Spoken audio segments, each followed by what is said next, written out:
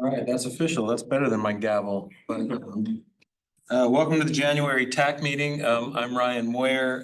Kelly, my co-chair, is not able to make it. She's still dealing with FEMA things, but welcome. And we will start with a round of introductions for those of us that are here in the room. And again, I'm Ryan Moyer. I'm the TAC co-chair, and I work for a company called TAC Carbon. And we can just start with Sheila and work our way around. I'm Sheila Scott, Community Program Scientist for the Tampa Bay Estuary Program.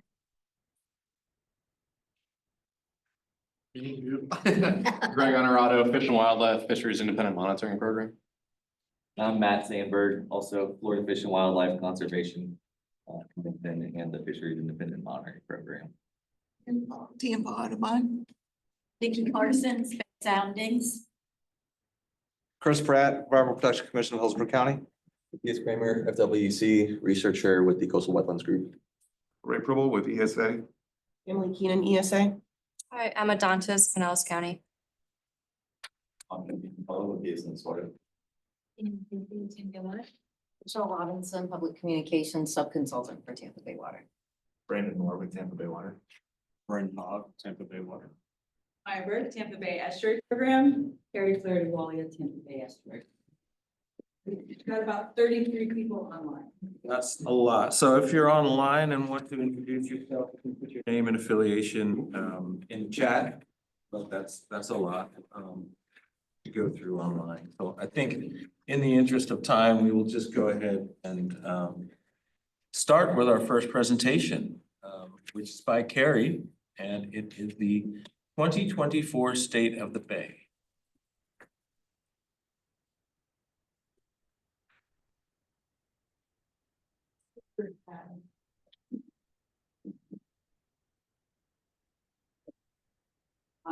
So at the beginning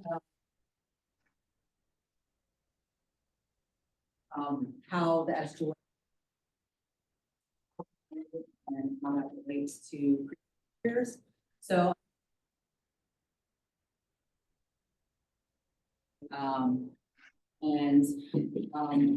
basically update you on. So the way I'm gonna, I'll talk about information that we have. Because all of these report cards are based on data that are collected in the watershed.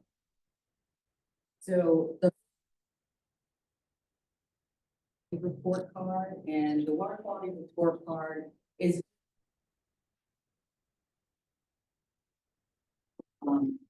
the two used for this is chlorophyll A and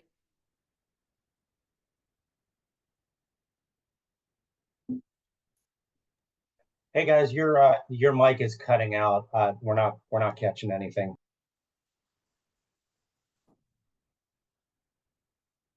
Is it better if I just right by the mic? Is that better? Much better. Thank you. Okay, it wasn't on, so all right. Anyway, I'm going to go over a bunch of the report cards that we work on. The water quality report card, again, is basically an indication of the light environments for seagrass. It incorporates chlorophyll A measurements and light penetration measurements that are taken by EPC throughout the Bay. Our 2-page report card actually has 2 different sides to it with 2 different frames of reference. On the one side, we have the management side of the report card. And this gives us an idea of, where we need to go with research needs. And this is more applicable to the Technical Advisory Committee. So I'll be mostly talking about that side, but the other side is a regulatory side. And that one actually has to do with targets that we need to meet for regulations. And this is used by the Nitrogen Management Consortium to look at potential nitrogen loads. So The management actions, it's a stoplight graphic, so it should be intuitive. So if you're in the green, that means we're staying the course and we want to continue the projects that we're doing. If it's in the yellow, that means it's caution and we need to kind of review what we're doing and see if we need to alter some of our management actions or do additional research. And then if it's in the red, we really need to finalize those plans and put some of those into action. So the data behind it, like I mentioned before, is chlorophyll A data and light penetration data. And there are particular targets that we want to meet for these management thresholds. So we want the chlorophyll A and light penetration to be below those targets in each case. So these are the different bay segments. So Old Tampa Bay and Hillsborough Bay up in the upper bay, and then Middle Tampa Bay and Lower Tampa Bay. And if you look at the chlorophyll A measurements, you can see that they're actually exceeding the targets for most of the bay segments. I believe it's over for Lower Tampa Bay too, but rounding, it looks about the same.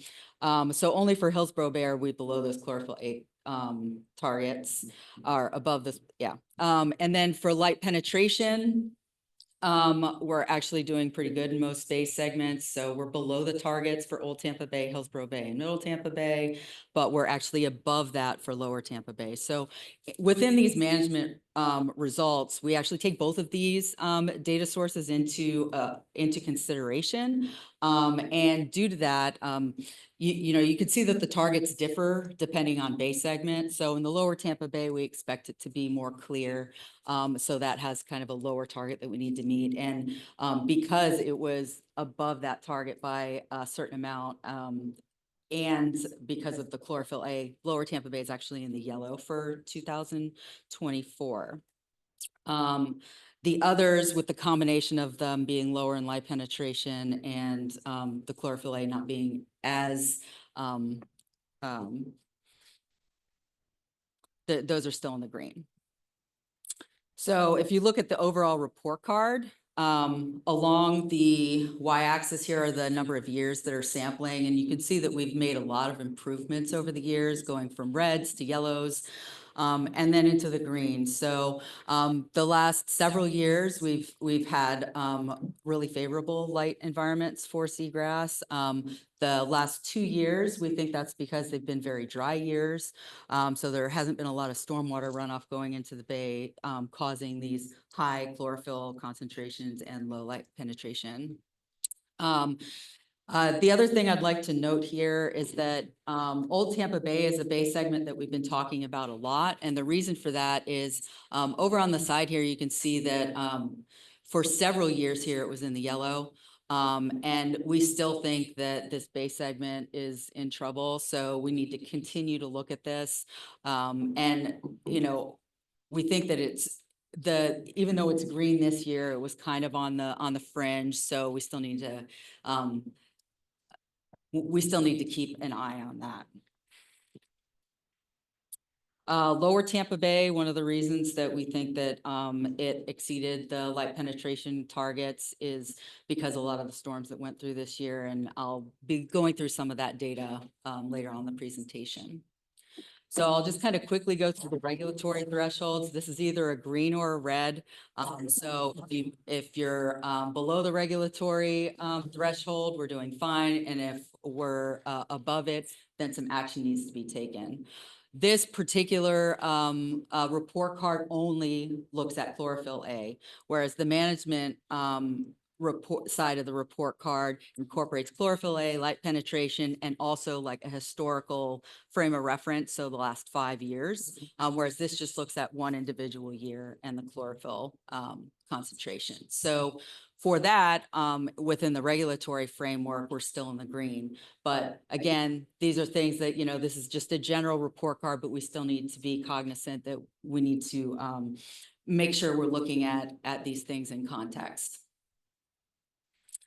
So to look at the actual data, these are the chlorophyll trends that we see in all the different bay segments. And I'd just like to point out that in every bay segment, you see an uptick in chlorophyll A. And in Lower Tampa Bay, you can see that it is above that threshold. also in Old Tampa Bay and also in Middle Tampa Bay. So Hillsborough Bay is the only one that's below, but we do see an uptick in chlorophyll throughout the, target, target. And then if you want to look in more detail spatially about what this looks like, that was just a general overall annual summary. The targets for each individual station are mapped here.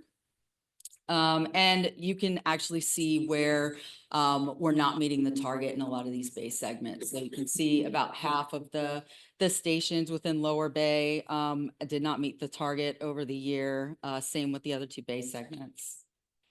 And Hillsborough Bay, we've got those two areas that didn't meet it. You'll also see that the chlorophyll targets for Lower Tampa Bay are much lower because we expect those values to be lower based on the ecology of the bay and also what's been seen previously. So this has a huge seasonal effect, especially this year. So this set of graphics are box plots of the entire data set from 1973 through 2023. And then the red dots are the values in 2024. So you can see if it's above the average or below the average.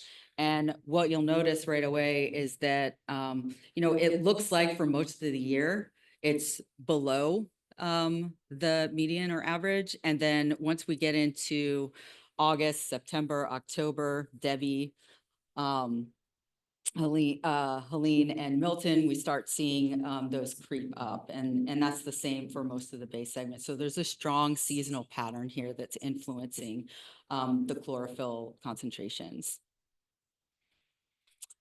You can look specifically at October, which was, kind of right after all of those storms happened or right in the mix, and you can see some very high values.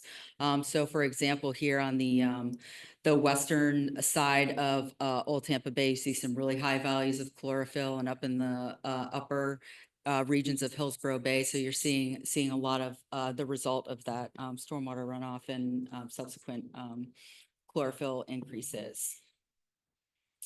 So then going over to the other data set, the light attenuation trends, this is where you see the uptick in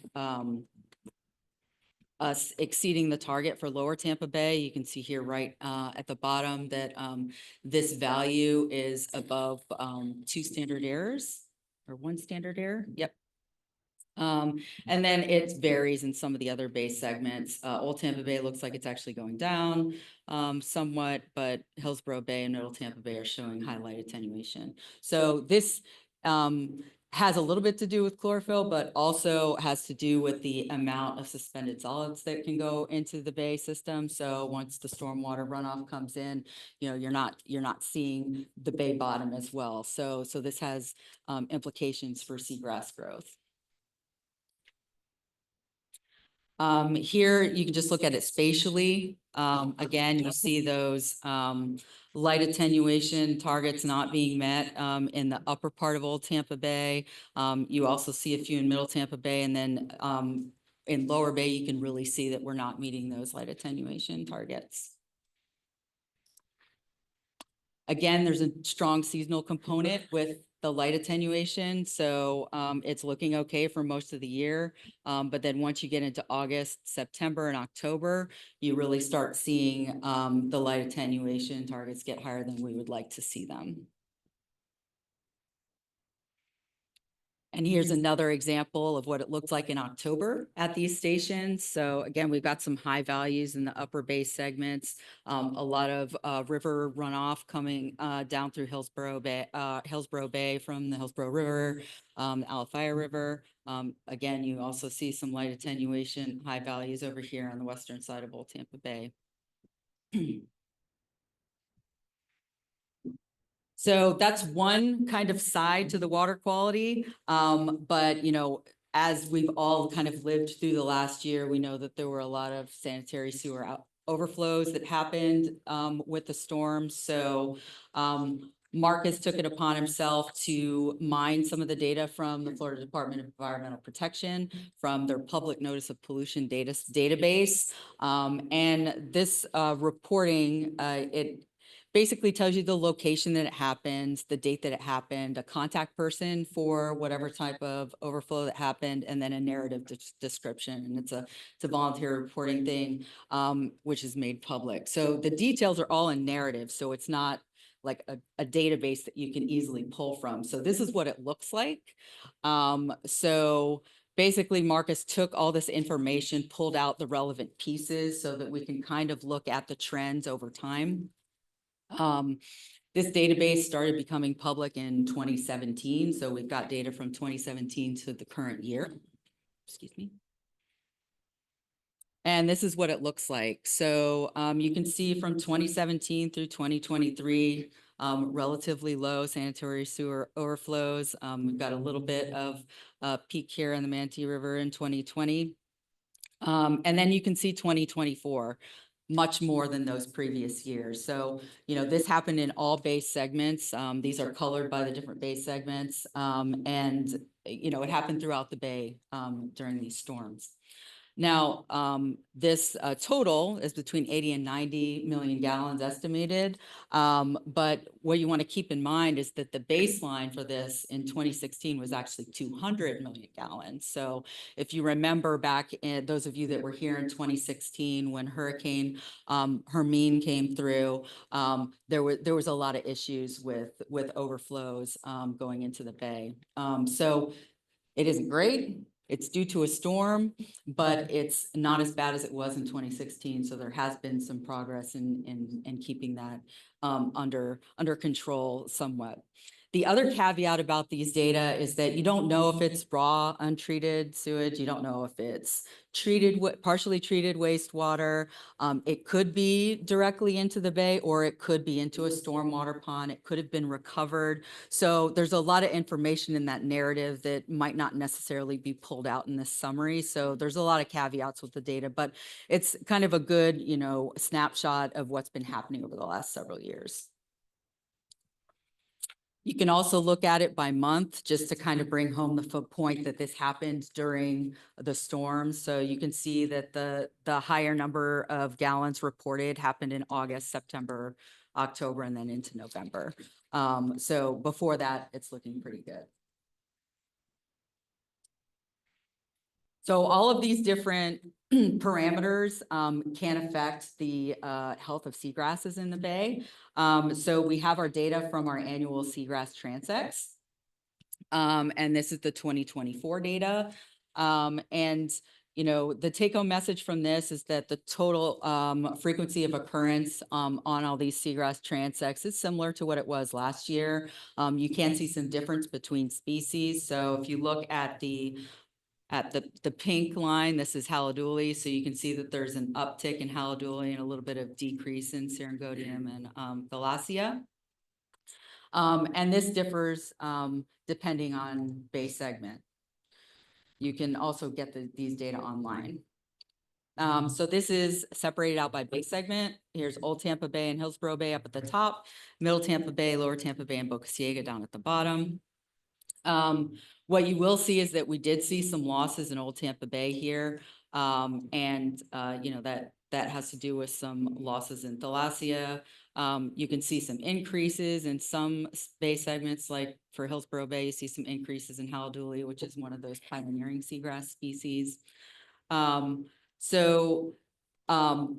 We usually report on the seagrass transects, which is our annual field sampling. And then we also compare that to the aerial surveys that the Water Management District does of overall seagrass coverage. Those maps aren't out just yet. They actually have 2024 data that they're processing right now. And we saw a preview of that, and this looks very similar to what they're seeing in the aerial coverage. So they're seeing a decrease in Old Tampa Bay as well. So as far as the water quality portion of our report card for 2024, our take homes are that, all segments provisionally exceed chlorophyll management targets except for Hillsborough Bay. And Lower Tampa Bay also exceeded the light penetration target. So between those two, that pushed Lower Tampa Bay into the caution category. And then all the segments provisionally meet regulatory thresholds. And I say provisionally because the December data aren't completely QA. Also, just because of those a couple of dry years, the adaptive capacity of the bay is high, so it was able to kind of absorb a lot of these nutrients as they were coming in. But because we had this huge storm season and a lot of stormwater going into the system, we're not sure how that's going to look in the next couple of years. And then the other take home is that even though Old Tampa Bay is in the green for some of these targets, it's still a marginal bay segment. So, and it has continued seagrass loss. So do we want this to be something that's acceptable to us, or do we need to take some action? Okay. So now into some other report cards. So in addition to the water quality, we also look at other parts of the ecology of the bay that change over time. The Nectin results are, it's an index that reports on the health of fish and invertebrates in the bay. You'll notice this report card only goes through 2023. That's because it takes a little more processing time for these other types of data sets. And the Nectin in the bay do respond to habitat degradation and also, water quality issues.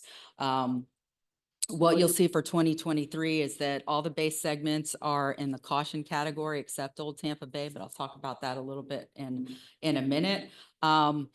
This index responds really well to acute disturbances, especially red tide events that cause fish kills.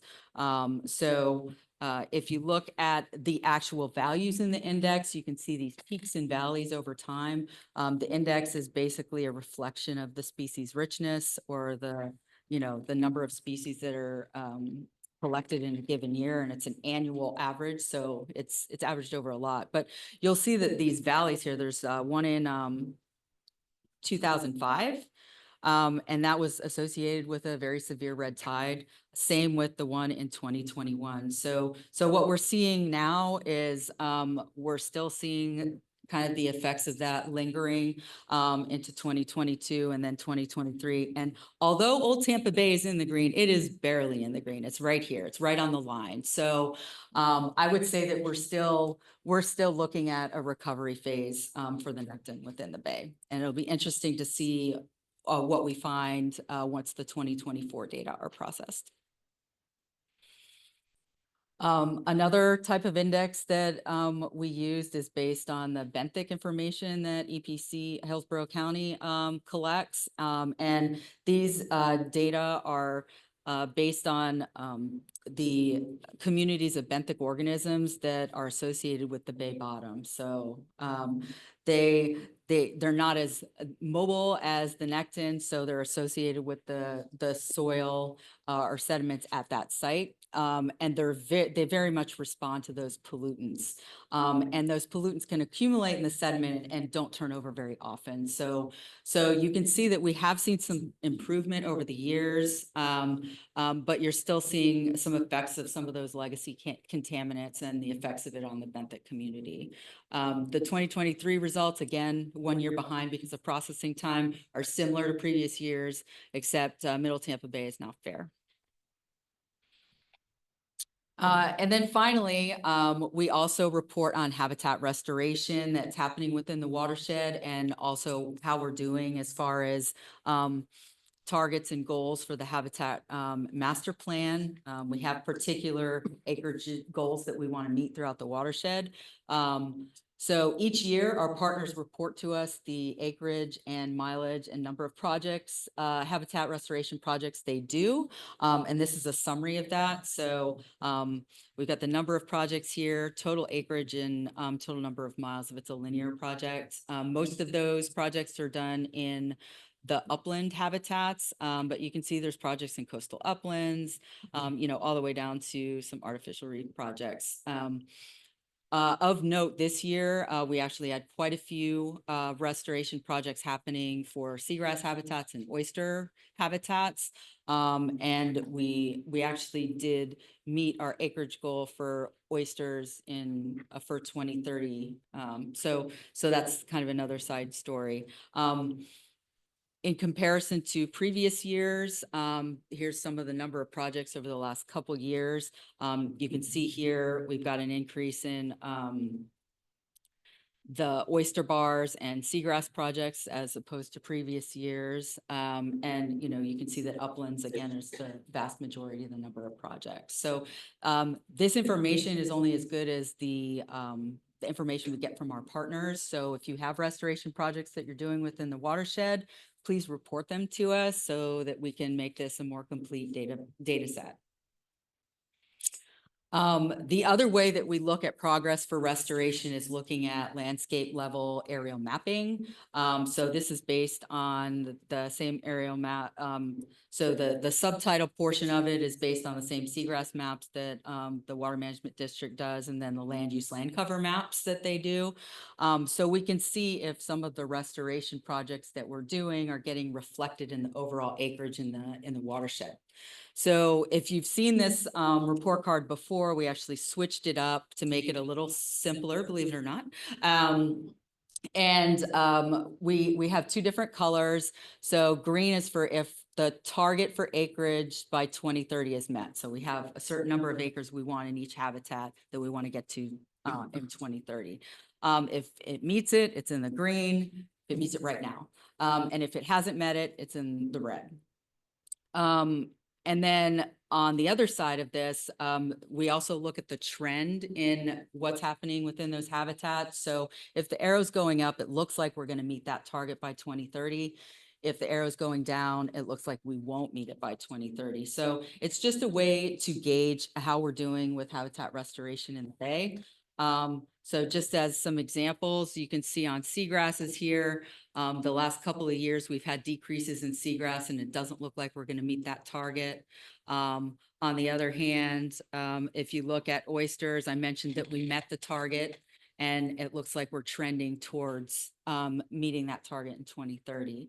So based on the annual projects that we're doing and this report card, we give recommendations to our habitat restoration practitioners in the Bay and say, okay, these are the habitats that you should focus on in the next coming year.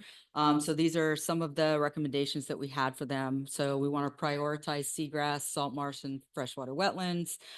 We want to keep up doing restoration in oyster habitats and uplands. And then for right now, mangroves are doing fine. You know, if you go back to this graphic here, mangroves have been in the green for a long time, and there's a lot of reasons for that. It could be also, you know, that they're just expanding in space due to the lack of cold events. But, you know, they're also kind of replacing salt marshes, which is one of those that we want to kind of concentrate on. So that's a broad overview of all the report cards and data that we have up on our website. There's a lot more to explore. For example, on the benthic dashboard, you can actually go and dial down into the specific pollutants. You know, you can download data and play around with it. So I hope I did this justice. Mark has put this presentation together. So if you have any questions, you can ask me, but you can also ask him.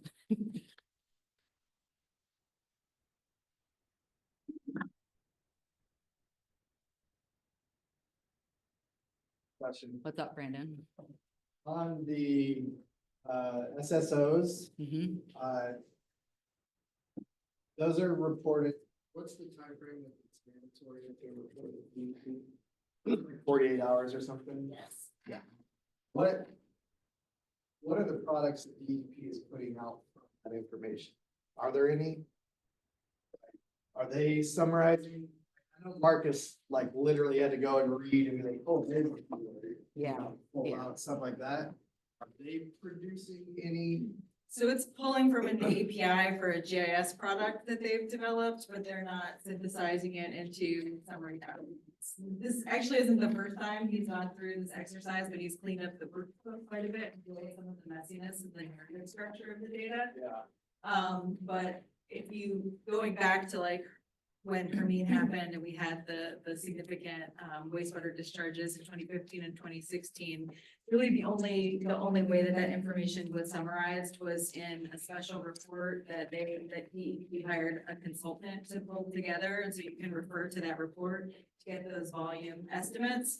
But they haven't been, to my knowledge, synthesizing any kinds of, products or reports. They're just pushing this information out there into like an online GIS database that you can kind of like hover over and see that information on. And that's just essentially gallons based, right? Here's the amount, not like you were saying, no. Not even because the gallons are reported in the narrative and there's like, sometimes they're recovered, sometimes they're not recovered. So it's really just like the most accurate thing we could say is there is a report of a sanitary sewer overflow in that location. That's kind of like what they're tracking, that it exists. I would infer that another accurate statement is there's nothing useful from that information other than being publicly available, if you would like to dig in. No, there's no further analysis of here's the contribution to nitrogen from it, here's the contribution of bacteria. There's no further information being able to be weaned from it. I think that's correct. They're not sort of making any sort of additional analytical steps to estimate a nitrogen load or to tie bacterial condition in the downstream water body there. I do think that they are using this information sort of as a diagnostic, and in a lot of ways, like Harry mentioned, they're treating these as sort of a function of an act of God. And so, yes, we're reporting that these things are happening. It's oftentimes associated with an extreme weather event. But if there is a pattern, these things can result in consent orders. And so it can be part of a permit enforcement action. That's what we saw with the city of St. Petersburg and Gulfport back in 2015, 2016. I'm not aware of any consent orders that are coming out of some of the events that have occurred from 2024. That's not happening. I'm just not party to those discussions. But no, they're not estimating things like a nutrient load that's coming, that's associated with that, or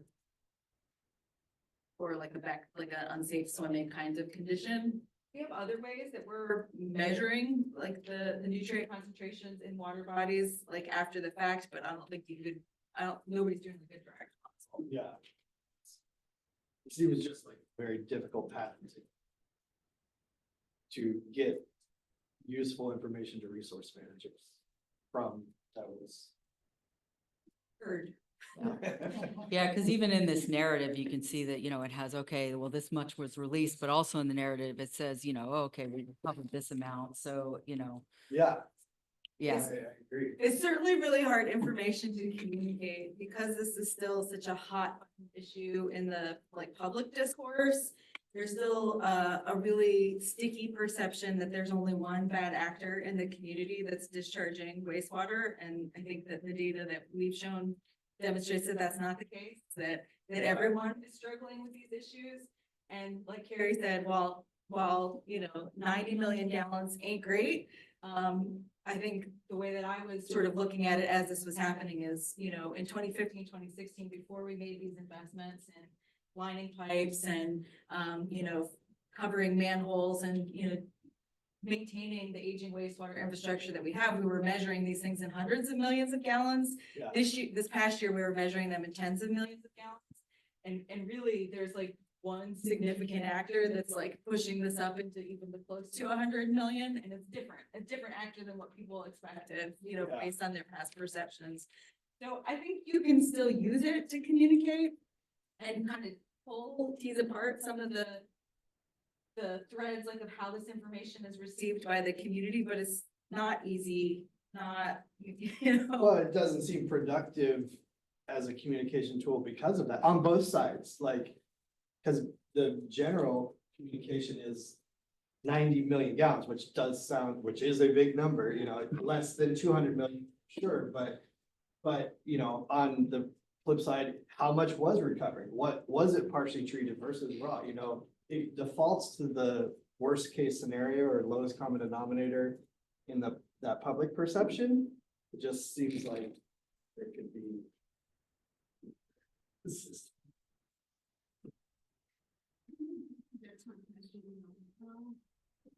the public.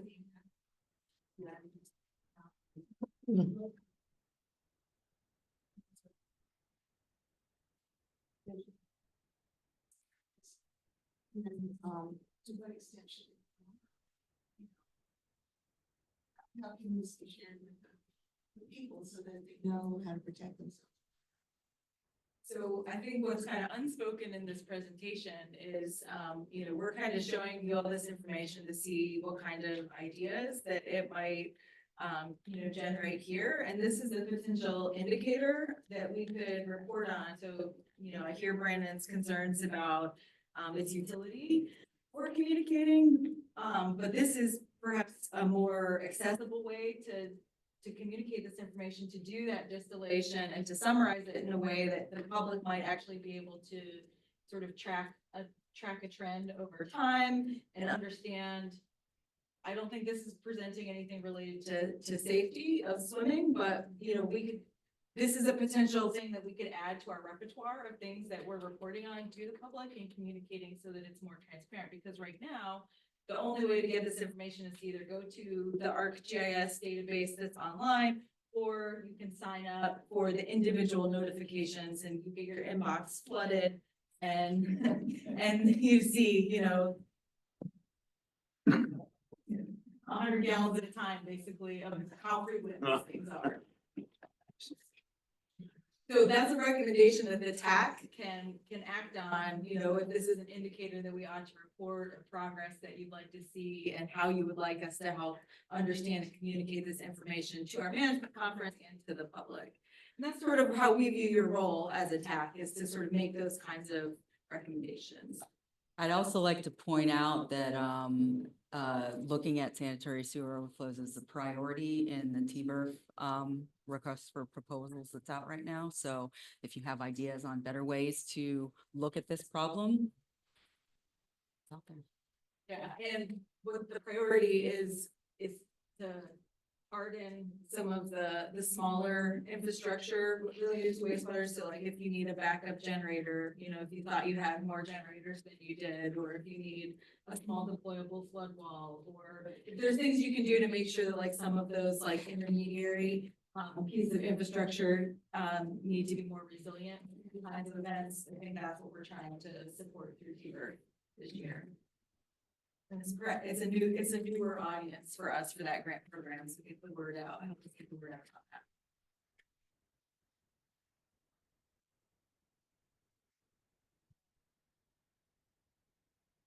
Anyone online have any questions or comments?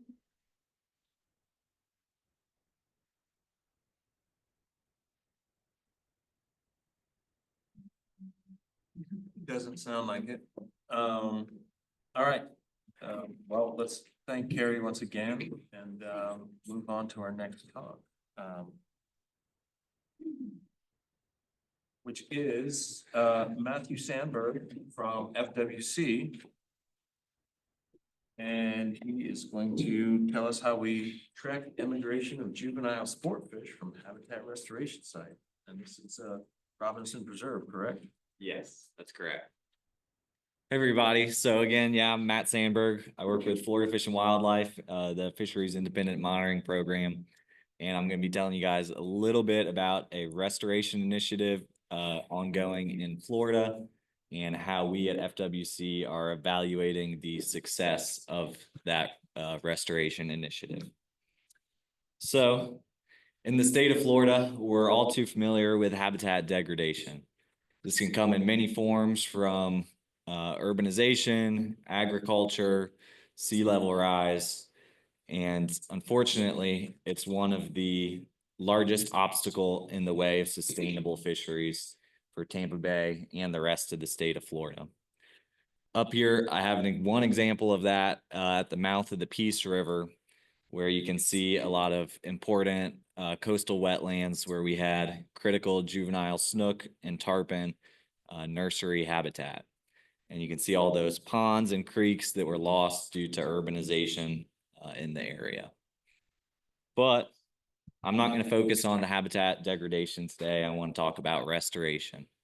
So on the south side of Tampa Bay is Robinson Preserve. It's 682 acres of a lot of what used to be agricultural land that has now been developed into a preserve. And the really special thing to me about Robinson Preserve is that it was designed to be sport fish nursery habitat. So we don't see that too often.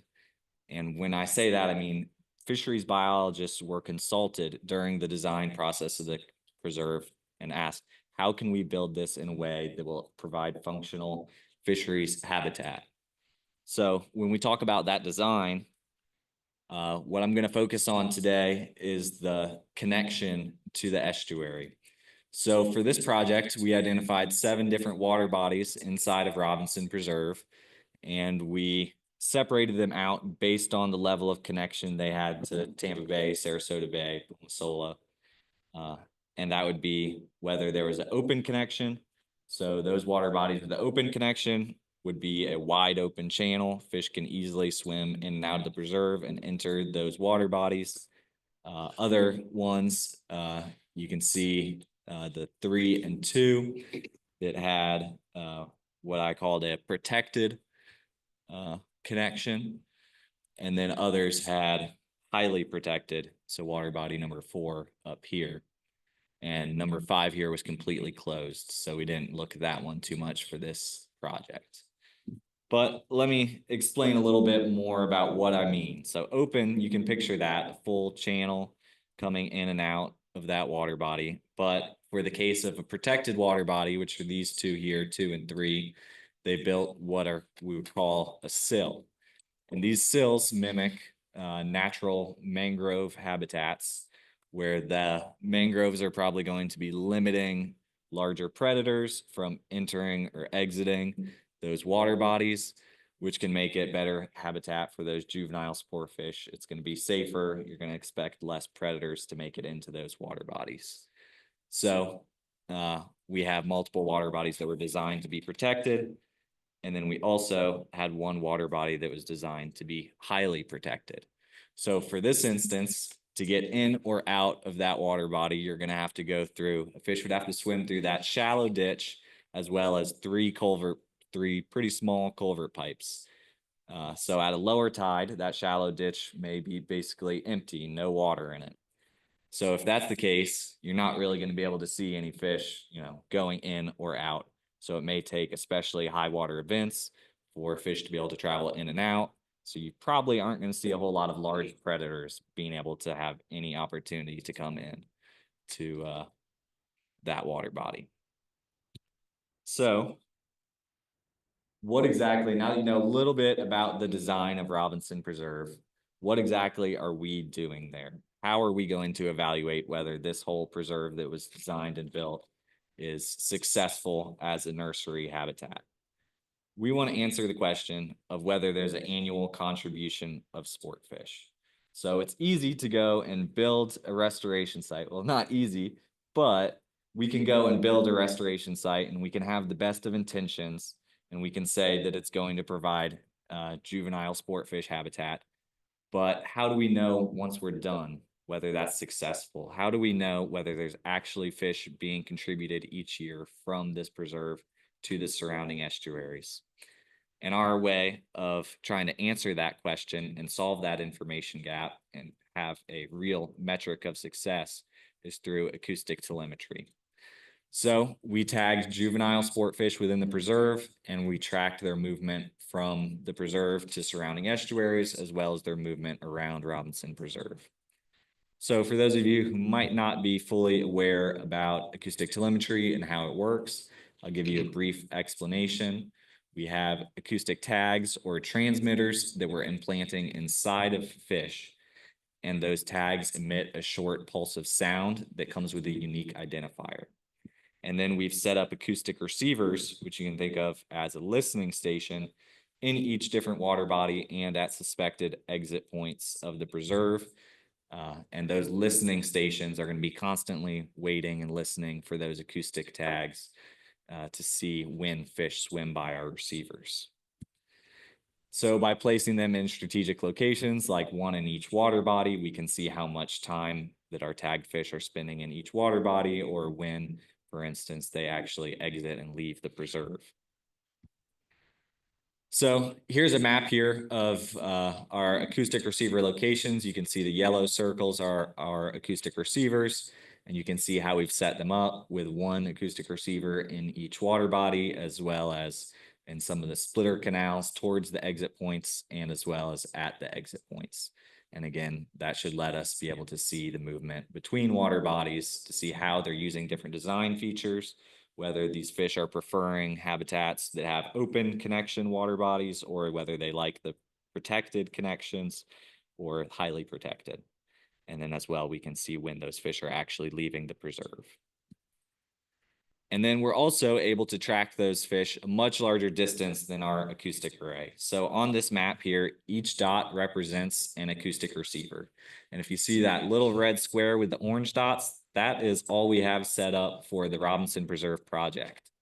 But by participating in an acoustic telemetry network, we work with other researchers using the same equipment, and we can actually track our fish much further than our own array that's set up. So you can see that even though we're just at Robinson, we've heard fish actually outside of Johns Pass, Pass Grill, Fort DeSoto, swimming up into the Manatee River. So by tagging these fish, we can learn more about their movement in each species beyond just what's happening at the preserve. So up next is the tagging of the sport fish. So we had 80 acoustic tags for the course of this project, and all 80 of those have now been implanted in 6 different species of sport fish. That includes red drum, black drum, sheepshead, Goliath grouper, common snook, and tarpon, with the majority of the tags being in common snook. And as for the size range, the original intended targets were common snook and tarpon for this project, and we were targeting the larger juveniles. So we know that these species tend to undergo a shift in habitat preference. So the smaller juveniles are likely to be in those backwater creeks, while when they mature, they're going to be more likely to move towards open Tampa Bay and the surrounding estuaries. So the thought here is that as juveniles, they'll be inside Robinson, and as they grow up, they're going to be contributing to the rest of Tampa Bay. So it's important to note that this project, the acoustic project, we would not be able to actually come up with a contribution without concurrent research that Fisheries Independent Monitoring Program is also conducting. So we also have a monitoring program that pulls seine nets in and throughout Robinson Preserve, and are keeping track of all the different fish species and selected invertebrates that we capture there, as well as recording quite a few different habitat variables as well throughout the preserve. So that's going to come up a little bit later about why that's so important for us. So we're going to start looking at the results now. So we have, I'll try to get you a little familiar with these plots because we're going to be looking at quite a few of these through the rest of the presentation. We have a timeline at the bottom, and that's going to change based on the detections that we've heard from all the different species, as well as different lines. So each line that you see there, each blue line represents a different fish. So we have 5 different red drum that we had tagged in the highly protected water body number 4. And each of these lines represents the movement of a different fish.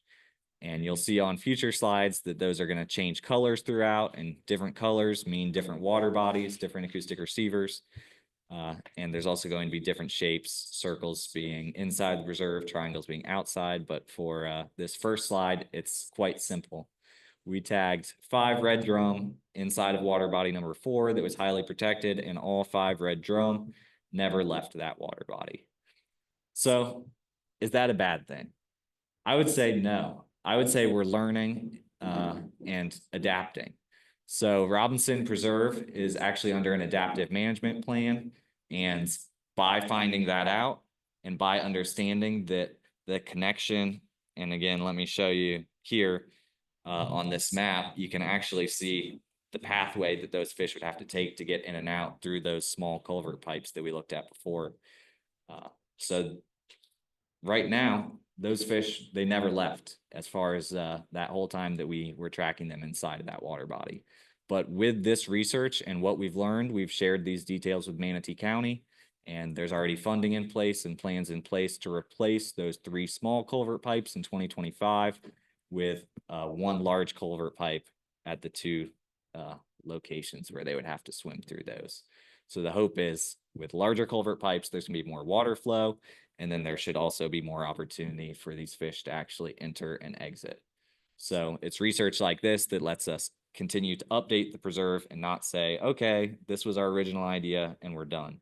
No, we can keep continuing and improving the preserve and improving the habitat with the more that we learn. So up next is the black drum and the sheep's head that we tagged. So now you can see that there's a little bit more going on here. We can see some different colors. We can see some different shapes as far as when these fish are inside or outside of the preserve. And you can see, for instance, we have sheep's head here that stayed inside our water body number 7 for all this time and left the preserve for about a month and then came back. So our receivers are working and we can actually track the movement and see what these fish are doing, which is pretty cool. So also what you can see from this is for the most part, our black drum and sheep's head, they stayed put wherever they were tagged. So it did not seem to matter whether we tagged them in a water body with an open connection or a more protected connection. Either way, wherever we tagged these fish, they tended to spend most of their time in that same water body, which is not too surprising for what we know about these specific species. So up next, I'll tell you a little bit about the one Goliath grouper that we tagged. So we managed to tag one Goliath grouper in water body number 7. And you can see here, we had one color ongoing for the whole time before it exited and left the preserve. So we have a nice simple figure. It stayed in water body number 7 for 4.5 months before exiting and leaving the preserve. And it's not too surprising from what we know about Goliath grouper. They're known for high site fidelity. And then they tend to undergo a single ontogenetic shift where they move from backwater estuarine habitats to more offshore or large structure near shore habitats. So this was 35-inch Goliath grouper, and it does seem like we were able to capture that movement within the time frame of being tagged. And to look at it a little more, yeah, here's the way that we traveled. So we actually heard it from water body number 7. It came up and out of this canal, and we were able to hear it at our next receiver and up out past our next receiver. So we heard all of that movement over the course of 4 hours. And looking at that movement a little bit closer too, it's pretty interesting that it was not a random choice or random moment when that fish decided to leave. So it was November 14th in 2023, which was also timed up just about right with the new moon, which is November 13th. And also the high tide, which was above average high tide, which a Goliath grouper that size would need that much water to be able to get in or out of Robinson Preserve. So the timing that this fish chose was clearly no coincidence. So that's definitely interesting. Up next, we're going to talk about tarpon. So tarpon were not as straightforward as Goliath grouper. There was not one movement where the fish was inside and now it's outside. Instead, they were more of transient generalists. So they used the preserve and then they would leave. They seemed to come and go more often with not one definite immigration from the preserve. So what we did notice about their time inside of the preserve was they spent majority of their time, again, in water bodies 1 and 7, which were the ones with the most open connections. And next up, common snook.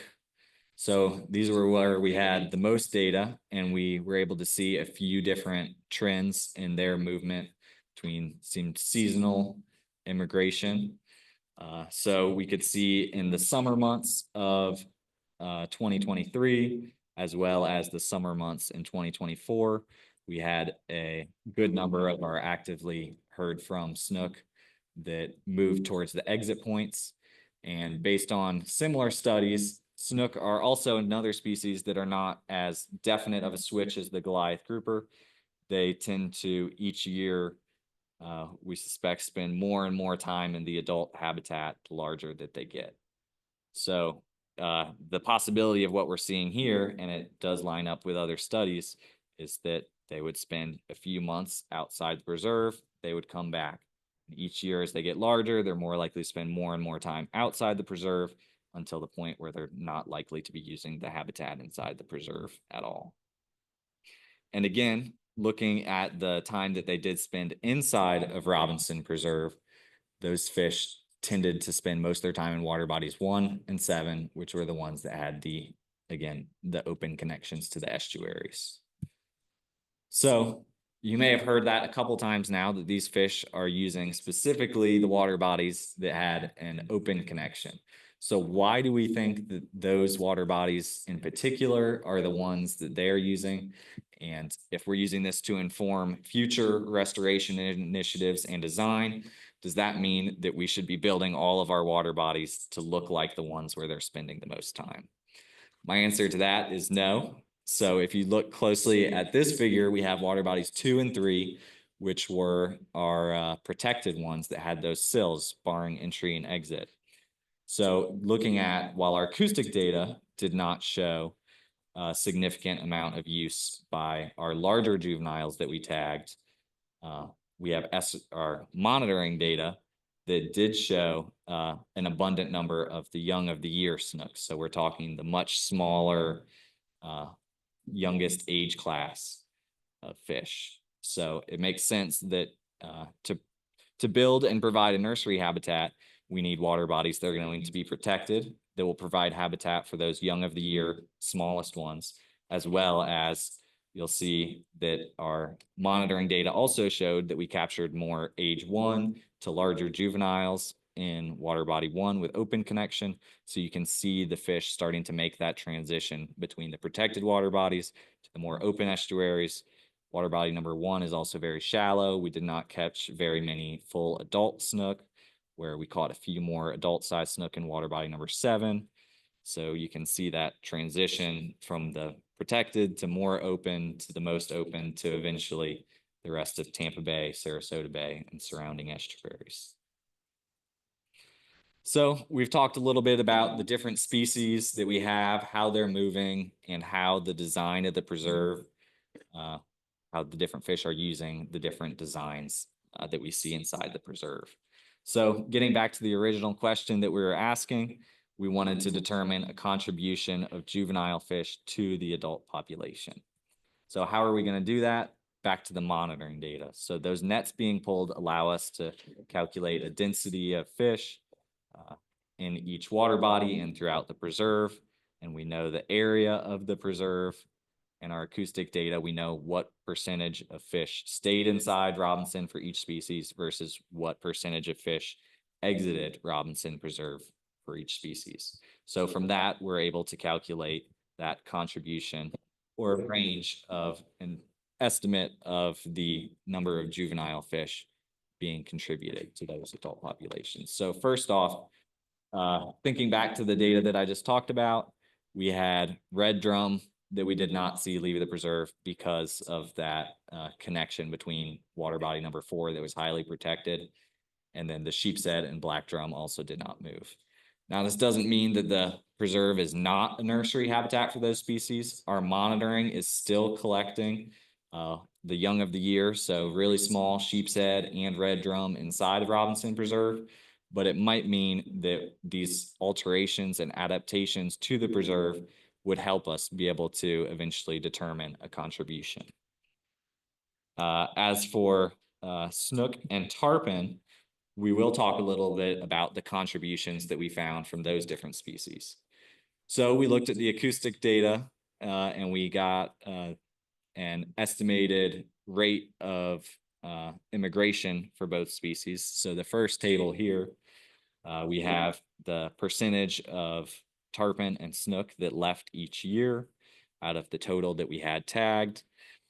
And then in the second table here, we were able to come up with a actual annual contribution for those species. So starting off with tarpon, we did come up with a contribution that's between 61 to 102 for 2022.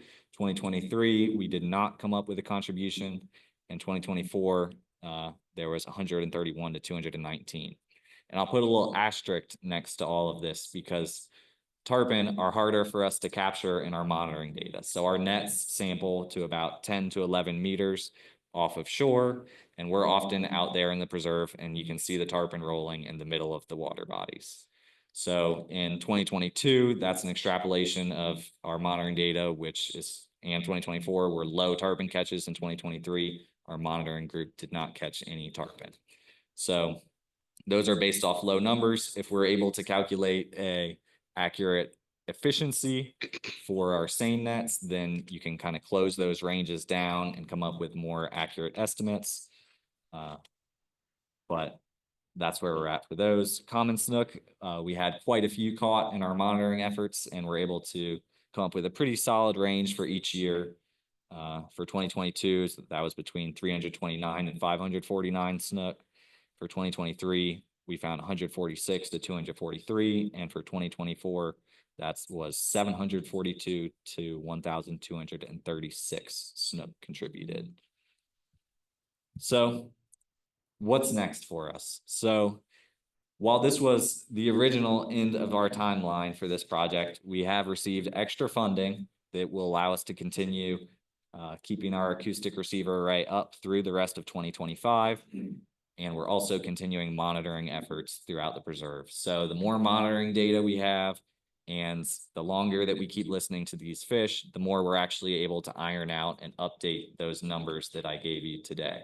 So those are still preliminary because the longer we listen to the fish, the more we expect some of them will end up leaving the preserve. Some of them that left may still return, and that will update our annual contribution.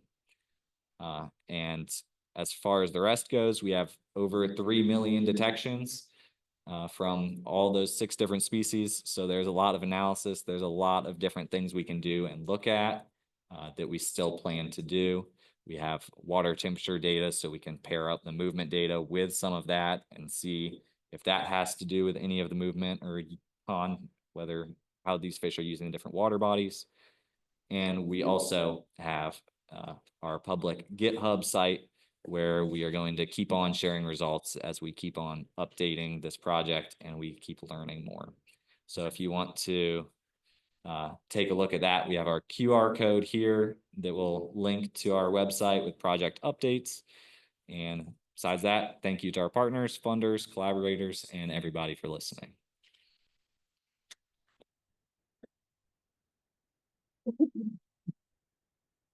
Any questions?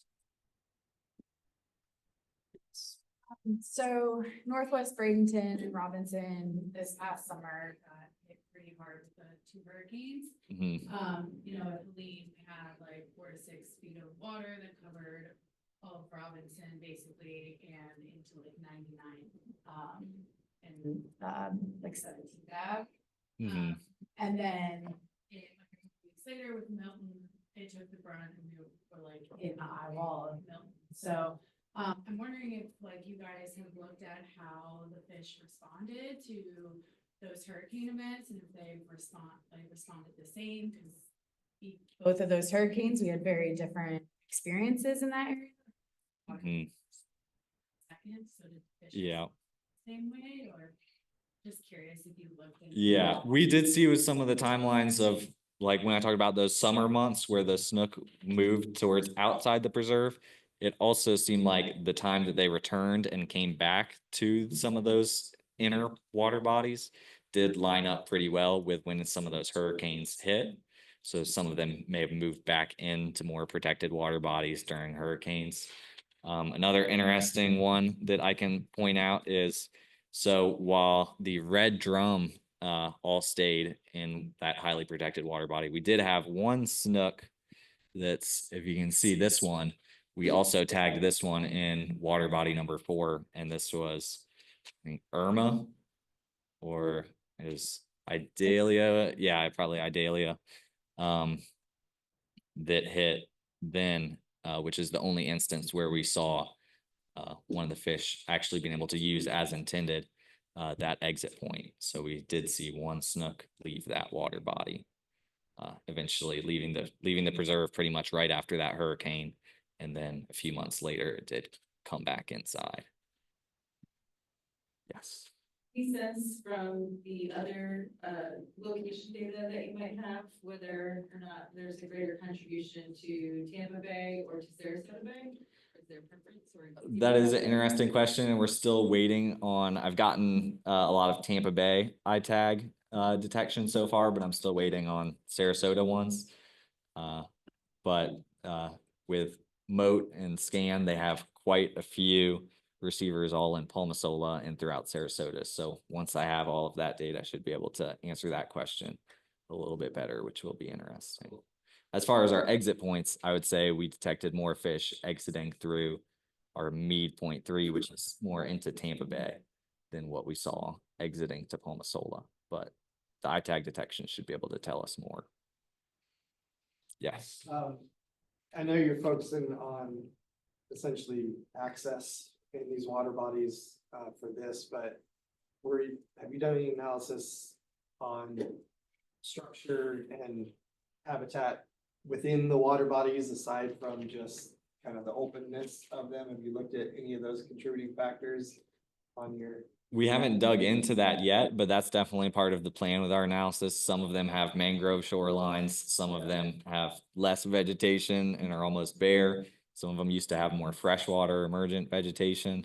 And there's also definite differences in water depth through different water bodies. So there's a lot of different variables in place besides the connection to the estuary. That's all stuff we definitely plan to dig into especially as we finish getting detections and we have all of the data to work with. Yeah.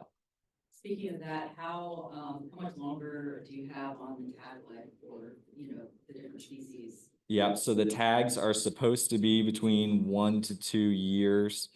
So all of our tags should be dead by the end of 2025. That's with the 2-year estimate. But as we saw with some of those red drum, it seemed like tags were lasting 1 year and 3 months or so. So with that, it could be, my prediction is anywhere from June to December of 2025, we should stop hearing from the rest of our fish. Yes. Do the fish seem to be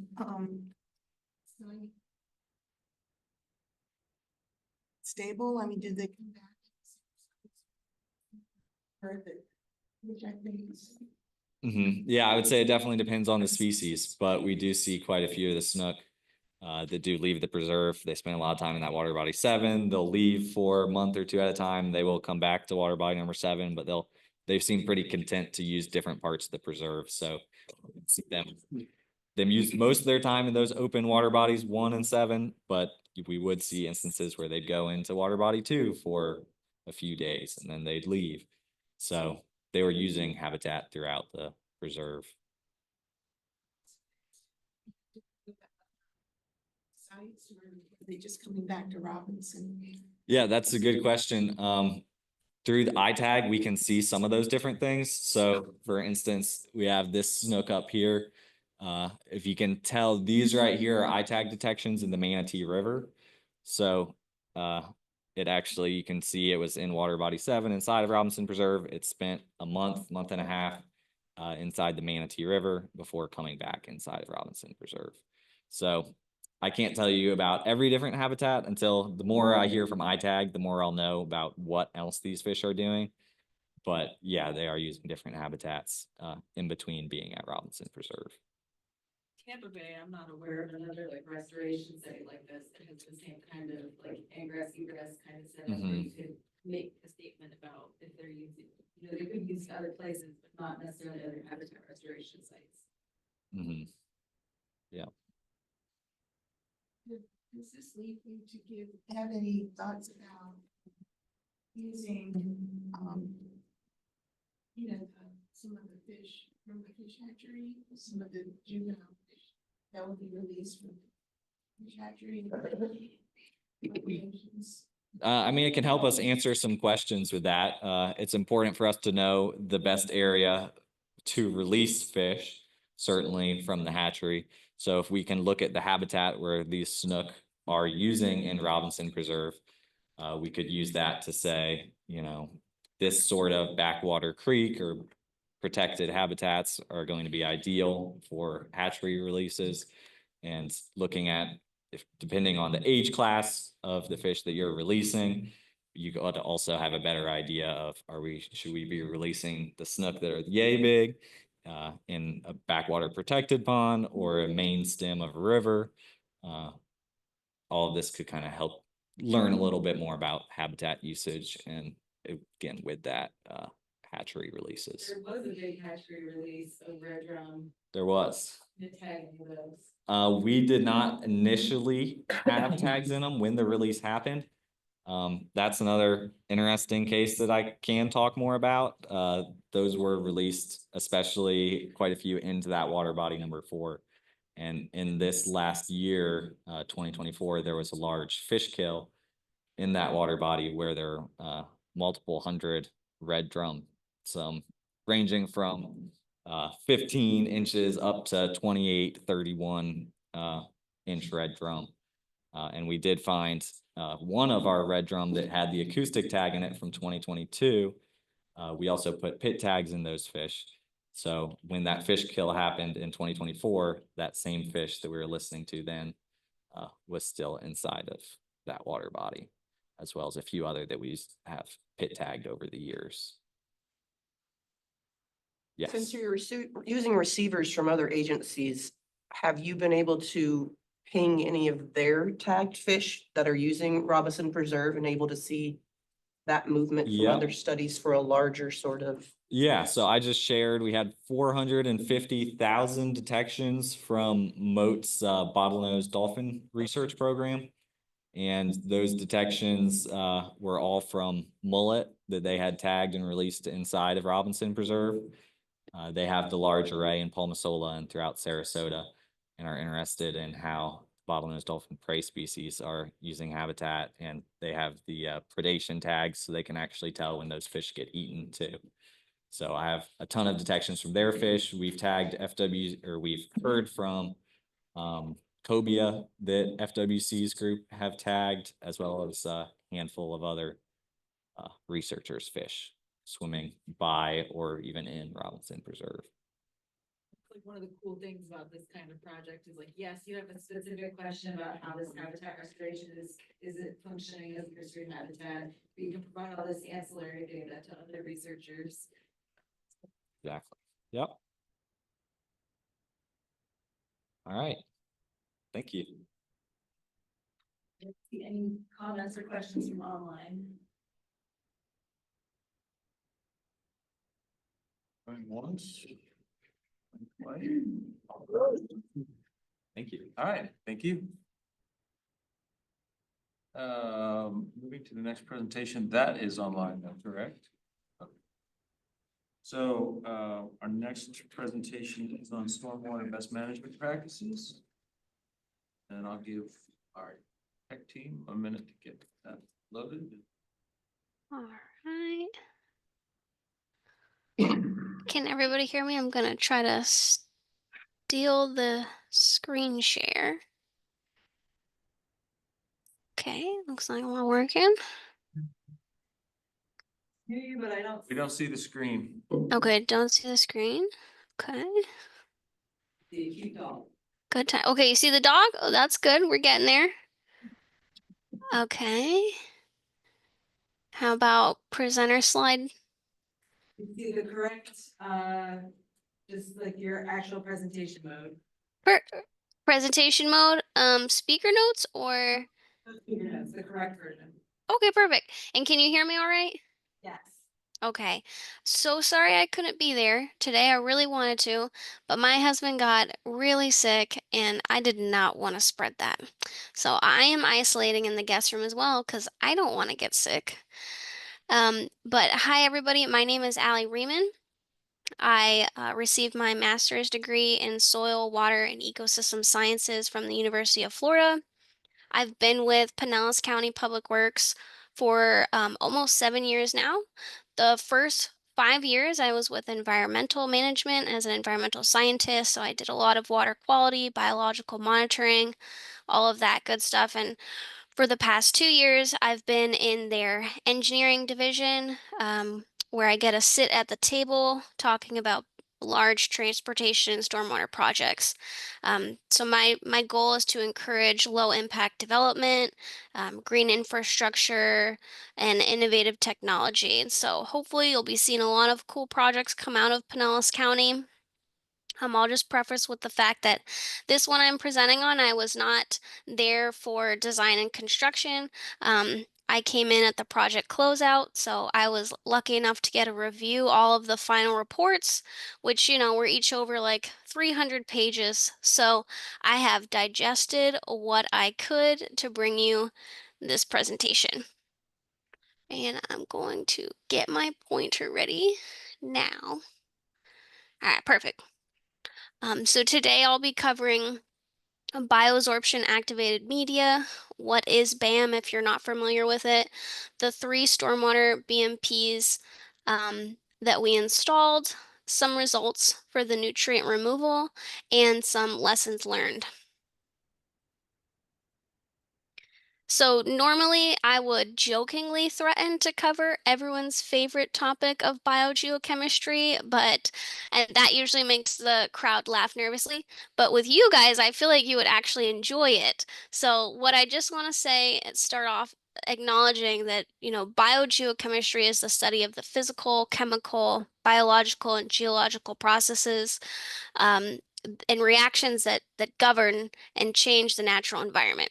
And we know that these processes are happening constantly in nature, and in an urban setting, we have disrupted that. And that has created some imbalances and some harmful effects on our environment. So today I'm going to try to talk about how we take what happens in that natural environment and we put it into a small device in our urban setting to potentially get some of the same reactions. Our objective was to test out 3 different stormwater BMPs with bioabsorption activated media and a best management practice. A BMP is best management practice if you're not familiar. The stormwater BMP devices and methods that we used to manage runoff by controlling the peak runoff rate and improving water quality, as well as managing runoff volume. So the BMPs are covered in our, oh, I lost my screen. We're having an issue where we're conflicting between the room and. Oh, you guys need to share. Just kidding. You might need to click on. Can you try and share again? Yes, let me do that.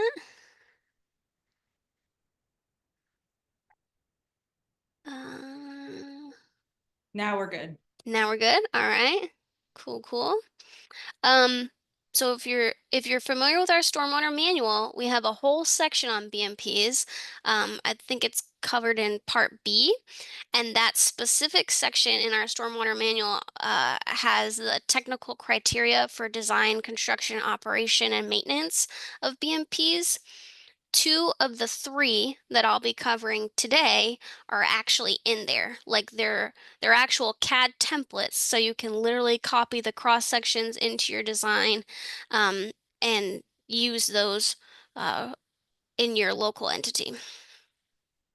And just before I forget, this was a partnership with a company called BioClean, now known as Contact Engineering Solution. So what is BAM? BAM is a type of soil technology designed for the removal of pollutants from aqueous solution, aka water, through a biological material. And at a very high level explanation, BAM works in 3 ways. And the first is depth filtration. So you're adding about a 1 to 2 feet layer to really force infiltration, and that water is slowed down and allowing more time for chemical and biological reactions to happen. And so your second process is reactive filtration. So again, those chemicals that are in liquid form are now slowed down. They have time to bond or stick to a solid surface, which is known as adsorption. And the BAM material acts as the solid surface. So sometimes the material is made up of wood, plastic, rubber from tires, things like that. And then the third process, my favorite, is the biological process. So the media now has created this perfect habitat for a microbial community to start developing. And now you have all these microbes that, love to bind to heavy metals and eat up the nutrients in simple terms. So again, the BAM is kind of acting as those natural biogeochemical processes that would be occurring before we developed the land. And so this media can be added to various green infrastructure BMPs, including rain gardens, swales, and in this case, baffle boxes. But you can even add these to like the edge of a littoral pond, littoral edge of a pond, to just really boost the nitrogen and phosphorus reduction. Some popular brands include Gold, which was patented by UCF. It's a mix of sand, clay, and recycled tire. And then, if you're familiar with the BMP trains model, Gold can be found in there, and so you can use it in your modeling. Another is wood pulp BAM. And in the 3 BMPs that I'll be discussing today, the product was called BioBAM. So we will be talking about a lot of BAM during this presentation. Our 3 BMPs, starting at the north here, of the project, we installed a modular wetland. Centered at the site was our rain garden, and on the southern end of the property, this BMP is known as a water polisher as well as an upflow filter. So each of these BMPs are actually on their own separate inlet and outlet, which made it ideal for monitoring. And I'm going to cover each of the devices and the monitoring setup in the next few slides. Nick, get my mouse. So the site itself, if you're familiar with Pinellas County, the Sunstar Paramedic is our local emergency ambulance facility. It's located directly above the Florida Botanical Gardens in Largo, which is really great if you haven't been there. It's directly attached to the Pinellas County UF IFAS extension as well. So a lot of great resources come out of there, like the garden help desk, master gardeners, and all sorts of classes. So this is in Largo, and the site, the Sunstar Paramedic parking lot, has high volume with a lot of travel in and out. And again, the 3 main sub-drainage areas drain to McKay Creek, which then flows onto Walsingham Reservoir. The site had an optimal layout for the BMP because we were able to do retrofits. There was already some existing systems there. And like I said, each system was on its own drainage stormwater pipe. So the first BMP I'll be discussing is the rain garden, which included the BioBAM filtration media. There was a pre-treatment trench, and this rain garden was configured it was contained within inside of a liner, actually due to the high groundwater, which is really common in our area. So the excavated area had a series of under drain connections to discharge and overflow at the catch basin. The rain garden was then covered with local mulch. We use pine needles because it doesn't float away. And then vegetation, which was mostly Fakahatchee and muley. These plants have been fully established at this point. So I just want to note that for all 3 devices, we're basically testing the media efficiency using different flow direction. So in this case, the water is flowing downward vertically through the media, which for me is typically the most common direction that water flows through media. So this is, a typical scenario. You're having that flow downward vertically through the media. If I didn't mention before, all 3 of the BMPs were actually installed in 2020. So the installations were completed in-house through Pinellas County Stormwater Division, which saved us a lot of money. The rain garden was installed adjacent to the Sunstar parking lot. Like I said, through that line system, adding some larger stone to act as the settling area and velocity dissipate. And then I have an image of the pre-site installation, so you can kind of see there was already a natural depression, which was leading to ponding in the parking lot area. So this is where the rain garden was installed. The next BMP system was the modular wetland, and this system is housed inside of 2 concrete vaults with it's a singular concrete vault with 2 cylindrical metal cages. The cages have an exterior pre-filter wrap. Let me use my mouse. So they have like an exterior pre-filter wrap, and then inside that wrap is actually the media itself. And in this case, we have water flowing vertically through the system. So we have your inlet here and your outlet there.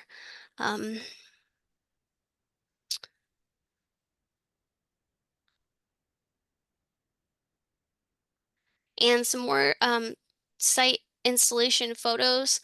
Again, these are our in-house crews prepping that site, and these were as simple, they're prefabricated, so they're as simple as kind of popping down inside that system and doing a little bit of drainage work to make sure that those are connected properly. The last system we installed, the water polisher, also known as an upflow filter. This system is also housed in a concrete vault. This one actually has a pre-treatment chamber that separates large sediments which settle in the sediment chamber prior to flowing into the filtration chamber itself. And so the water polisher is very different from other media filters, and that this one, the direction is actually flowing upward through the media. So the thickness of this media was actually about 35 inches. And so you can kind of see here, this is that inflow, this is the treatment, the sediment catch. So for any larger particles, things like that, larger trash debris. And if I didn't mention this, for all 3, there was an emergency, I forget what it's called, but it's during high flow situations, there is a bypass. So during like heavy storms, water is not able to go through the system properly. There is basically an overflow access where the water would go directly right out to the outfall of McKay Creek. So just wanted to keep that in mind. And so we were there earlier let me think about this, middle of last year, and went to do an inspection. And you can't really tell, but this is about 4 inches of water, and it was just so clear, so clean. You could almost drink it. Just kidding. Do not drink stormwater. All right, and so again, you can kind of see how easy this installation could be if you had the proper equipment and operational team. They come prefabricated in the concrete vaults, and so it's as simple as dropping it in, burying it, and just making sure that all the facets are connected. And I don't want to forget to mention that if you do go visit the Florida Botanical Gardens or the Pinellas County UF IFAS extension, there's a trail that kind of goes around the Sunstar paramedic, and you can see through the gate the 3 BMPs. So we did put educational signs on their side of the property, kind of hoping to pique public interest. So you can't really see the devices themselves, but you can see the signage and kind of get the idea of what's going on. Okay, so for the good stuff, monitoring. when I read through the final reports, it stated at the time of the study that FDEP did not require a specific field testing protocol to verify BMP performance. And so at that time, the most rigorous field testing standard in the nation was the Washington State Department of Ecology's Technology Acceptance Program, the TAPE program. And so these 3 BMPs were monitored and designed to mimic the TAPE requirements using conditions specific to Florida's rainfall distribution. So the monitoring equipment used was the ISCO auto samplers. They were solar powered. We did not have any problems with these samplers at the time of the study. The monitoring equipment was installed in the fall of 2020 and ran for 2 years until 2022. And again, as stated before, these were like ideal situations. So here is the grate. Here's the stormwater grate. Sorry, here's the stormwater grate, and this would be where the normal pipe outflowed to McKay Creek. And so this was this is for the upflow filter. And so in a lot of cases, people install these devices in line with the system. The thing I liked about this, and so did our ops crew, was that it was adjacent to the actual stormwater conveyance system. And therefore, again, during those major stores, the bypass system worked a lot better. It just had a better functionality in general. So this was not installed in line. But again, it did have a separate inlet and outlet, so we were able to really measure the influent and effluent coming in and coming out of this system. So like I said, there was about 2 years of monitoring data that we collected. For the rain garden, there was about 42 storm events. For the water polisher, 23, and for the modular wetland, we had about 28. So I'm gonna focus on the water polisher a bit more because the results I found were quite interesting.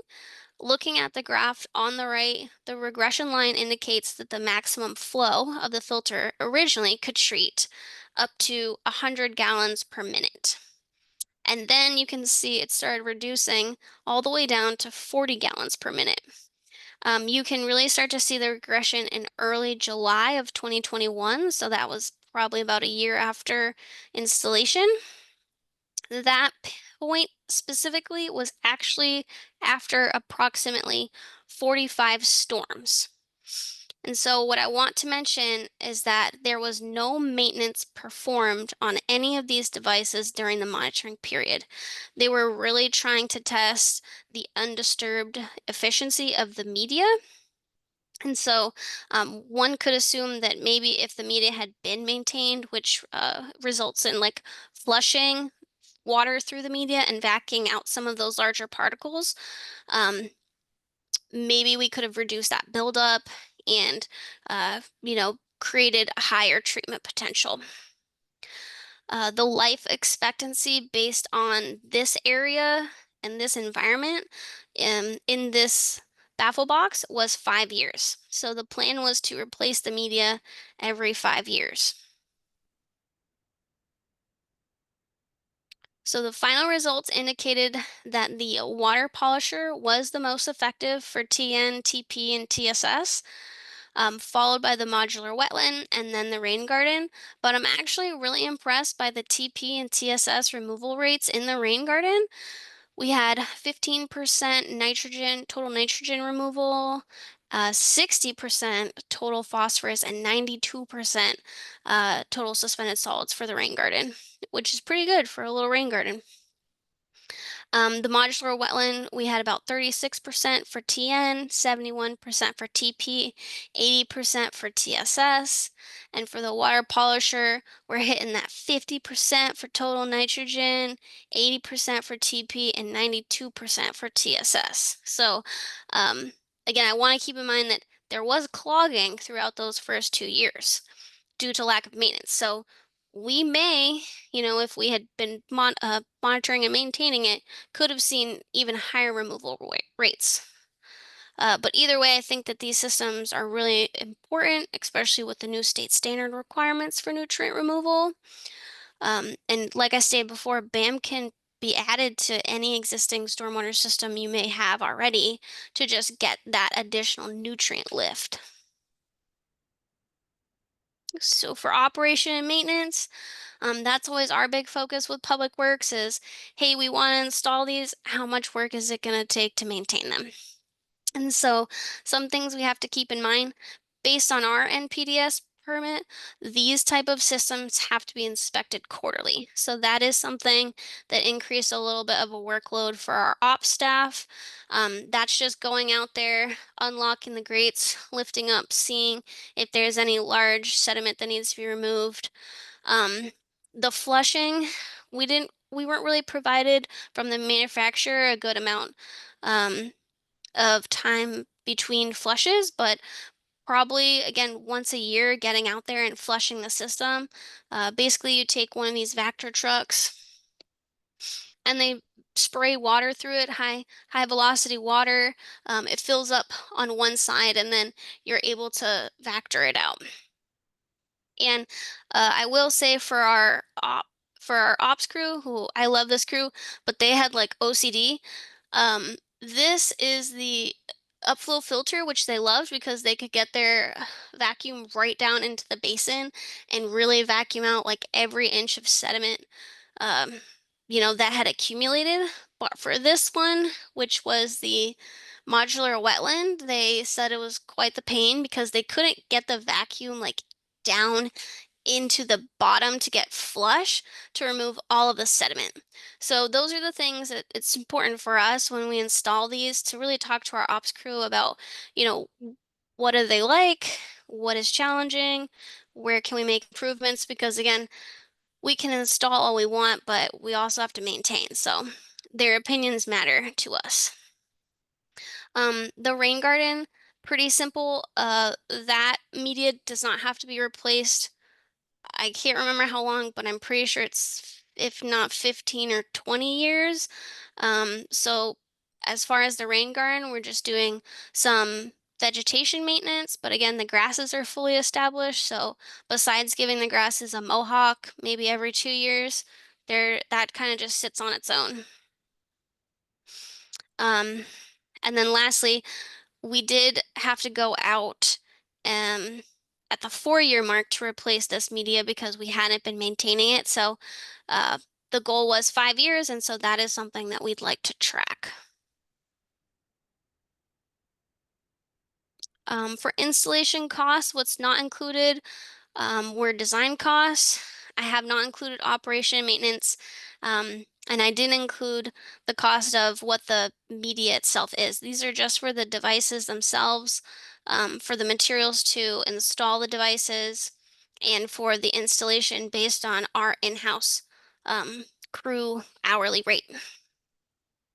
I will say overall, the installation, is significantly less because we were able to do this in-house. And I know that these types of BMPs can be pretty pricey, but the nutrient removal outcome is kind of outweighs when you start to look at those traditional stormwater ponds. All right, and lastly, some lessons learned. Location. This is always fun when you do a pilot project. Parking lots are not always great. So we chose this property because it's actually a Pinellas County property that we leased to Sunstar Paramedics. The water polisher was in a great location. Our vac truck, which was really large, as you saw, it's about the size of maybe, I don't know, bigger than a UPS box truck, was able to pull back here, access the water polisher right away. Again, for the rain garden, you're doing hand pulling, vegetation maintenance, so you're not too worried about equipment. But for this modular wetland back here, this is actually where they park all of their hazard vehicles. So there's about 4 trucks that get parked there regularly, and when we have to go perform maintenance, which again quarterly inspections, we're having to go into the Sunstar building, knock on the door and see if people will move these trucks. And last time I was there, they had lost the keys. It was a whole deal. So, parking lots are a tough spot to install devices. And so it's just something to keep in mind. Again, something that we're picking up from our ops crew, listening to what they have to say. And then the other thing is, again, needing to consider how often we're vacuuming out these systems. That might be dependent on the storm year, how many storms we get that year. Of course, prior to any large storms, we want to be getting out there, making sure that the sediment chambers are empty. And then trying to figure out what is the correct life cycle for that media itself. And for whatever your NPDS permit is, or whatever it outlines, understanding the inspection requirements, because that can increase your operations staff workload. But overall, with stormwater management, our goal is to either infiltrate stormwater or detain. And so in this case, we are unable to infiltrate. We're in a parking lot. So we have to at least detain it and manage that peak flow. And by adding this media, we can then provide nutrient reduction as well as just detaining that peak flow. And so I hate to say it, but we're like no longer in a time where the old stormwater pond's going to be enough in terms of treatment, especially with the new state standards. And so having some sort of space saving BMP, especially for us in Pinellas County, like a rain garden, a modular wetland, or an upflow filter, especially with the use of these medias, are great for retrofits, and they can provide nutrient removal to existing stormwater systems or new systems to really meet those new, very challenging stormwater state standards. So, thank you guys for allowing me the opportunity to present. If you're interested in the final reports, there's the 3 of them. Please email me. They're very large, and I did set up an FTP site so that I can share those with you all. And stop sharing. Cool. Questions?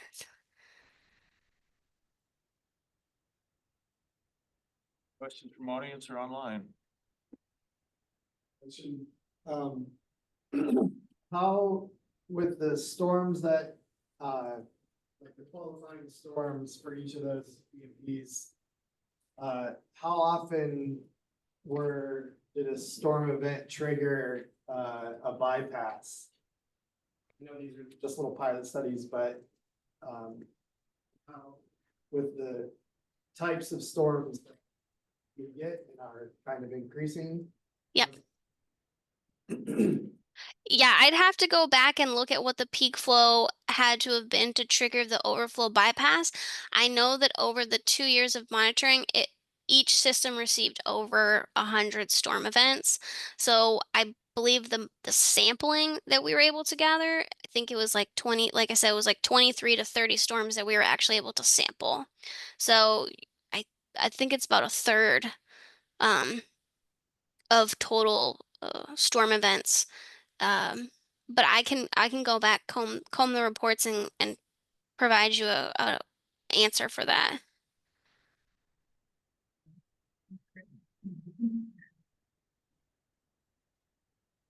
Cool. Anybody else?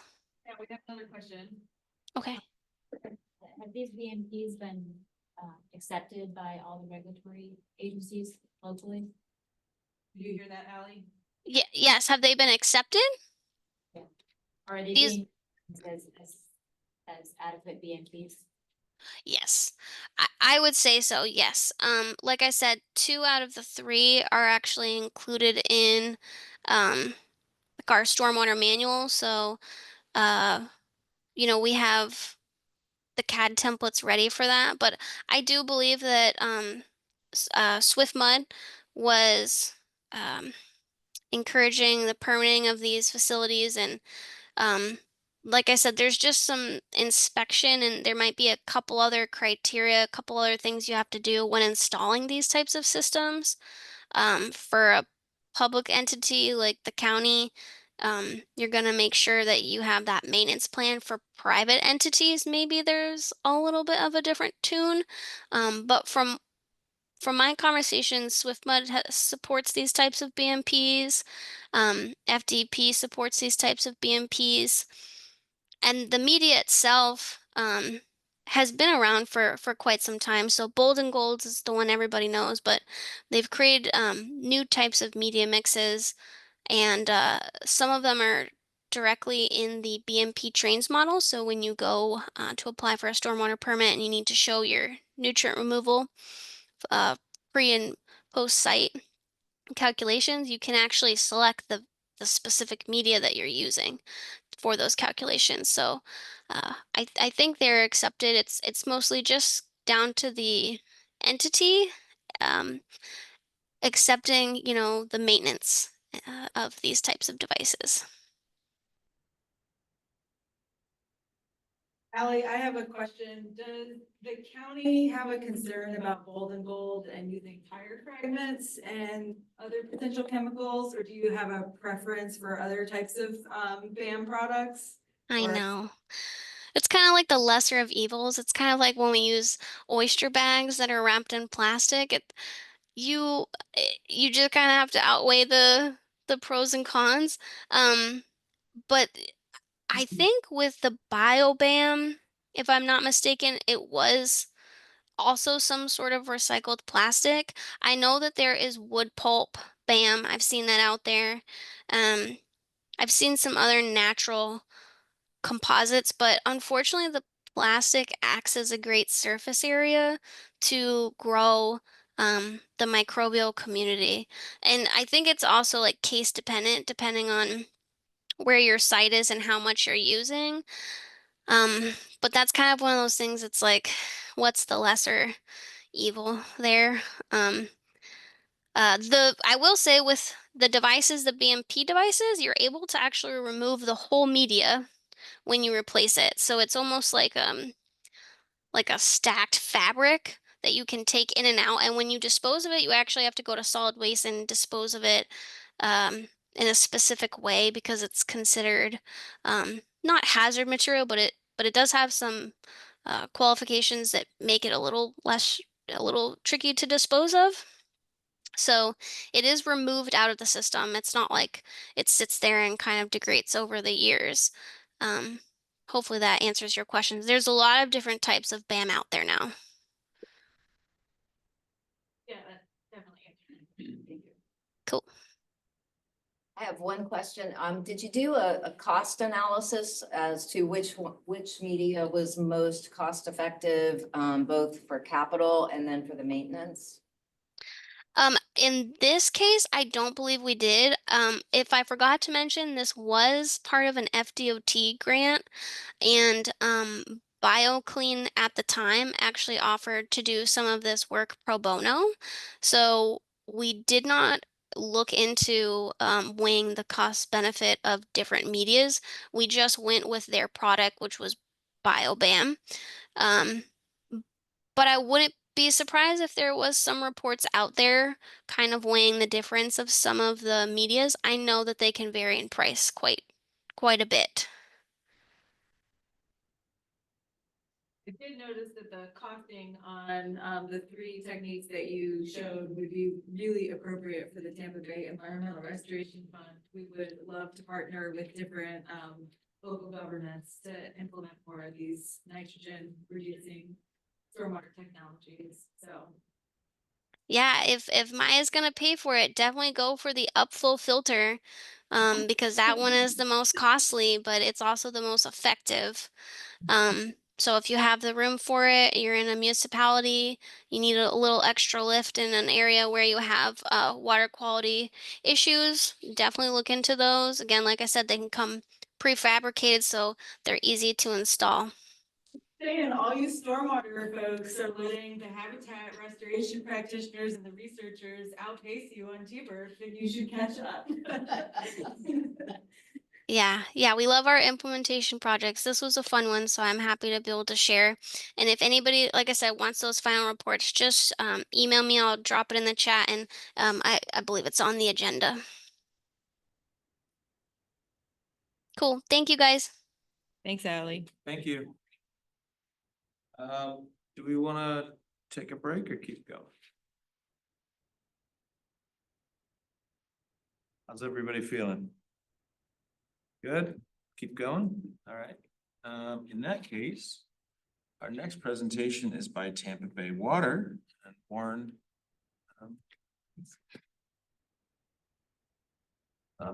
Mind willing to talk?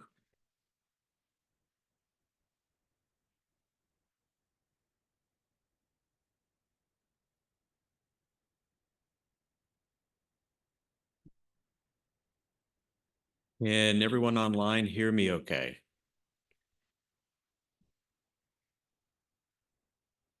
I'll take that as a yes. Good morning, everyone. You got a yes, all right. Thank you for the chance to come and talk with you this morning about Tampa Bay Water's plans. We've looked at this morning about monitoring and data reporting. Now we're going to take a little look into the future. This is our plan for new water supplies for the Tampa Bay area.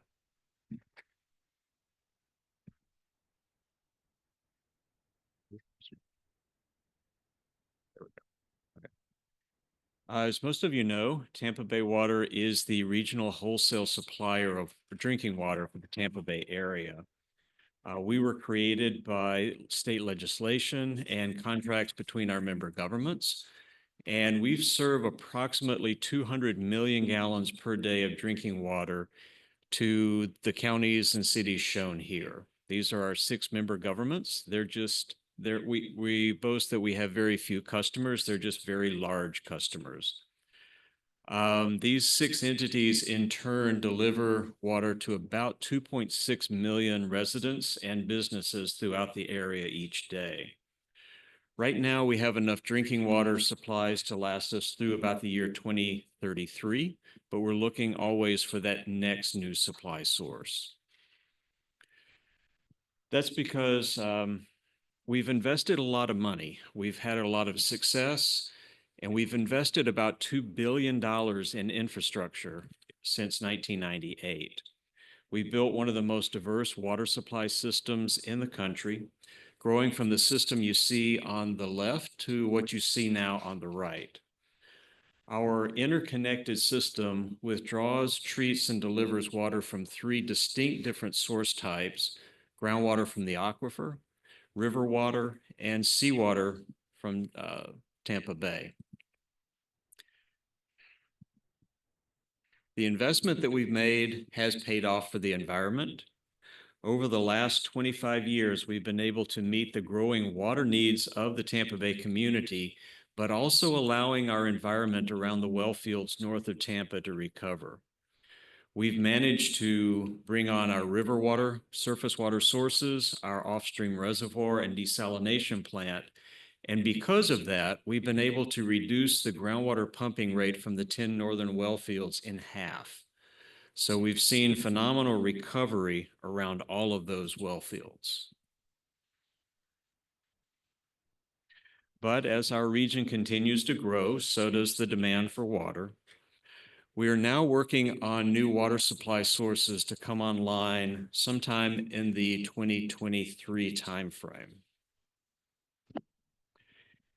In late 2023, we're bringing them on for 2033. In late 2023, our board approved these projects for us to investigate to find those next new water supply sources. We're currently conducting feasibility studies on all of these projects to determine which ones are technically feasible, environmentally sustainable, and cost-effective. These will meet the next increment of need beyond 2033, and for convenience, we've lettered them A through G, generally north to south. The ones that are shown in blue, C, E, and F, are surface water withdrawal projects, feasibility studies that I'll highlight today. Generally, these are the goals and the tasks associated with our feasibility studies for all the projects. For the surface water, we want to gain more certainty about the permit quantity, the permit yield that can be generated, how permittable are these projects, what are the water quality concerns, what are the costs, and we can also determine through feasibility studies if any of these have a fatal flaw. So some of these projects may be removed from consideration as we complete our studies. We want to engage with stakeholders, which is why we're appreciative of the time this morning to open the dialogue on all of these projects with you, to receive your feedback on the concepts, and to watch and take a look with us at the data and the studies as we complete them. As I walk through the 3 feasibility studies, the surface water projects this morning, I'll show you an estimated yield, but remember, it's just an estimate at this point. The studies are designed to give us a better refinement of those numbers. The quantities could be higher, could be lower, or they could be pulled from the plan completely if found to be not feasible. For our surface water projects, we are just now beginning the feasibility studies. Our board approved a contract with a consulting firm for back in November of 2023, November of 24. So we don't have a lot of detail yet to share with you, but I wanted to walk through what we're looking at for all 3 projects. This first project is the North Pinellas Surface Water Treatment Plant and Reservoir. This would withdraw water from the Lake Tarpon outfall canal and other tributaries to that system. We would store the water in a reservoir and then treat it and put it into the regional system. And at this point, it has a preliminary yield of about 4 million gallons per day. This project could have a great environmental benefit of removing fresh water and nutrient loading to Old Tampa Bay, which we heard about as the meeting started today.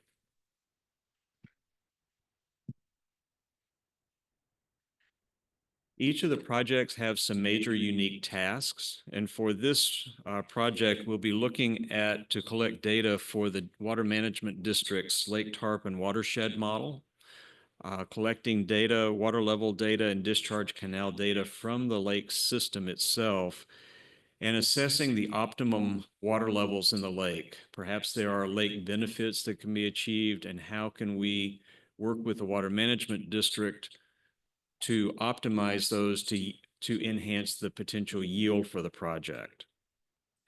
As I mentioned, the reduction in freshwater inflow to Old Tampa Bay could benefit the health of the seagrasses and overall health of the bay. As part of the study, we'll be looking at the potential nutrient removal that could occur because of this project. We will collect water quality sampling over a 12-month period, and that would be looking for seasonal water quality variations in the system and contaminants of emerging concern. Second project is located in South Hillsborough County, and this is a proposal for a new surface water plant and another reservoir, and the source would be the Little Manatee River or Bullfrog Creek. Currently, there is another user on the Little Manatee River that holds a water use permit. There is a concept here that we might be able to work to supply reclaimed water through our member governments to that entity, and could potentially boost the yield by about 9 million gallons per day. Without that exchange, we estimate that there may be 4 million gallons per day available on an annual average basis. We do need to collect data, flow data on both systems, and also work with the Water Management District to coordinate review of minimum flows for both of those systems, make sure that we understand what they're looking at, to make sure we're fully compliant with any minimum flows for these environmental systems. We'll identify the permit holders. I mentioned one on the Little Manatee River, assess their withdrawals and their actual use quantities, and see if there is reclaimed water that might be available to them that could result in an exchange and potential increase in yield of the project. If the water quality data in these systems is insufficient, we would also collect water quality data for a 1-year period.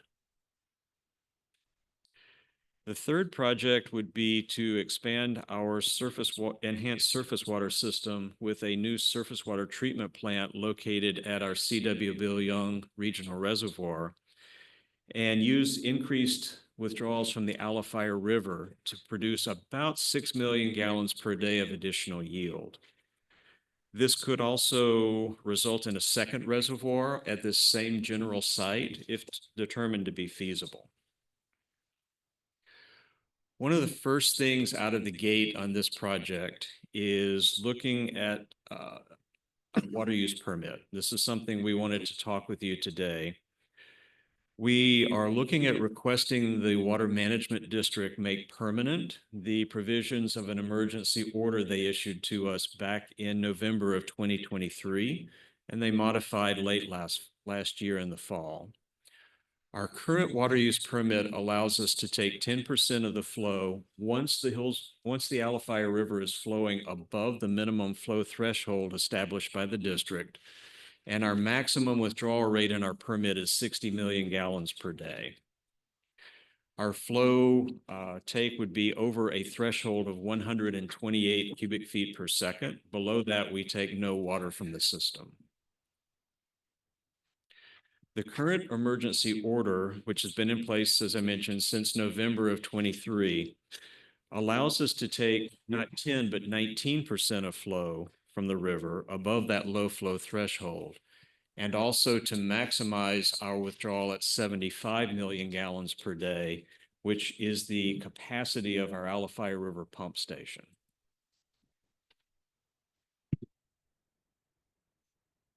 The graph that I've got up shows quite a bit of information. The daily flows from this river system are shown in blue. The yellow shading is the daily withdrawal from the Alafire River pump station. So you can see we withdraw only a fraction of the water that's flowing through that river system. And when the river flow drops below the low flow threshold, there is no withdrawal. There's a period of yellow between April and mid-June. We took no water from the system. This is consistent with the minimum flow that was established by the district for the Alafire River back in 2009. Many of you are familiar with this report and the studies that led to it, but one of the key points in the study was a finding that the low flow, the lower river system is very sensitive to low flow threshold withdrawals. So our permit was designed and our withdrawal was designed to take no water below that low flow threshold. The district has issued emergency orders to us 4 times since the facility was installed. And each time they allowed us to take 19% of flow, which is consistent with the minimum flow threshold. And this last modification in September of last year allowed us to increase our withdrawal to 75 million gallons per day.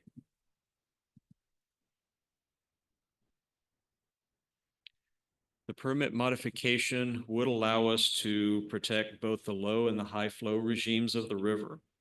Since the low flow threshold of about 77.5 million gallons a day, it protects the river and the downstream communities and estuaries, and no withdrawals would occur about 18% of the time during an average year.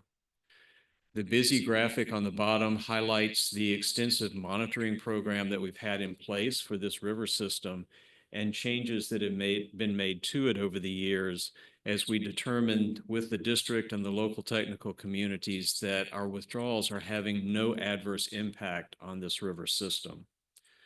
For the entire history of the monitoring, we've detected no adverse impacts to water quality, salinity, the benthic macroorganisms, dissolved oxygen, or the location of the saltwater freshwater wedge in the river. The graphic on the left shows our withdrawal facility on the Alafire River up at Bell Shoals, and a lot of continuous recorders and data collection points along the river. These are the backbone of our monitoring program.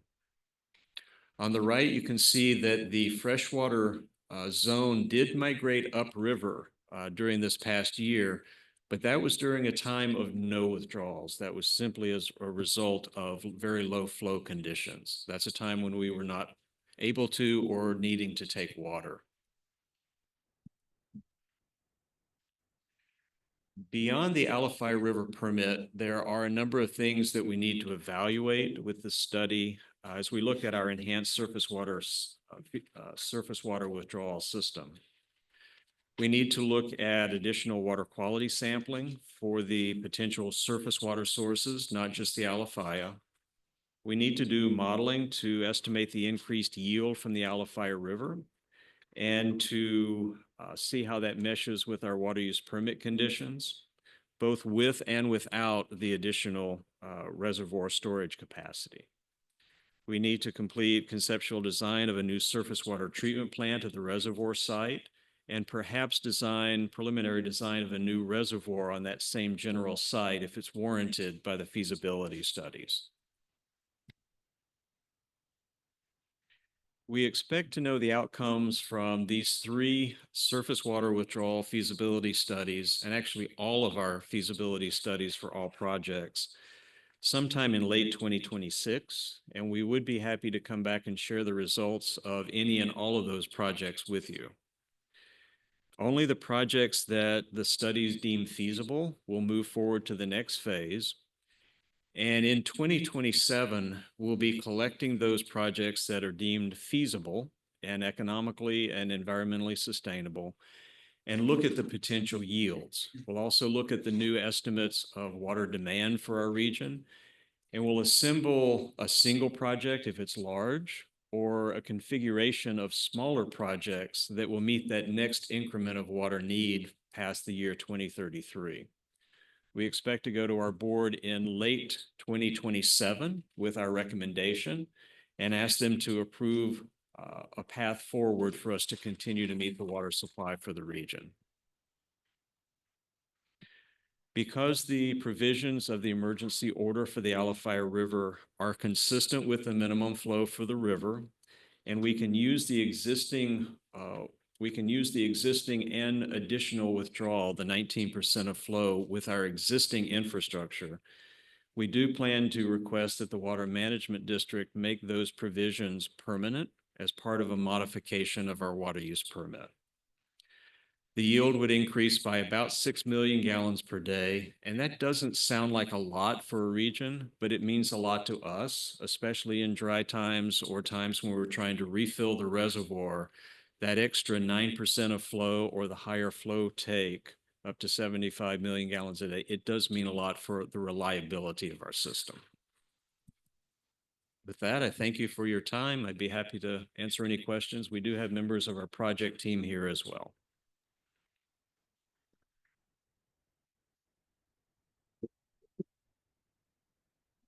What were the actions that triggered the emergency orders? The 4 emergency orders that you described? Looking at I'll describe the last one. As we were looking forward into the year 2024, we started that year with a reservoir that holds 15.5 billion gallons when full. At the beginning of that year, I think we were about 8.5 or 9 billion stored. We like to have that full at the end of the summer so we can meet the dry season demands. We asked the district for the 19% of flow to help us harvest a little bit of extra water for storage in the reservoir, and that helped significantly.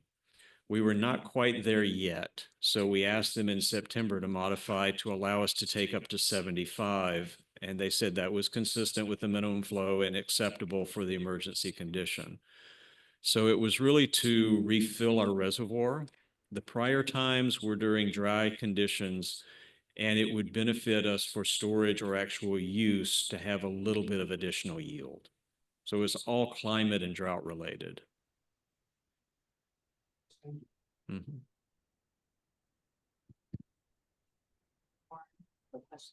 When are you planning to submit that application?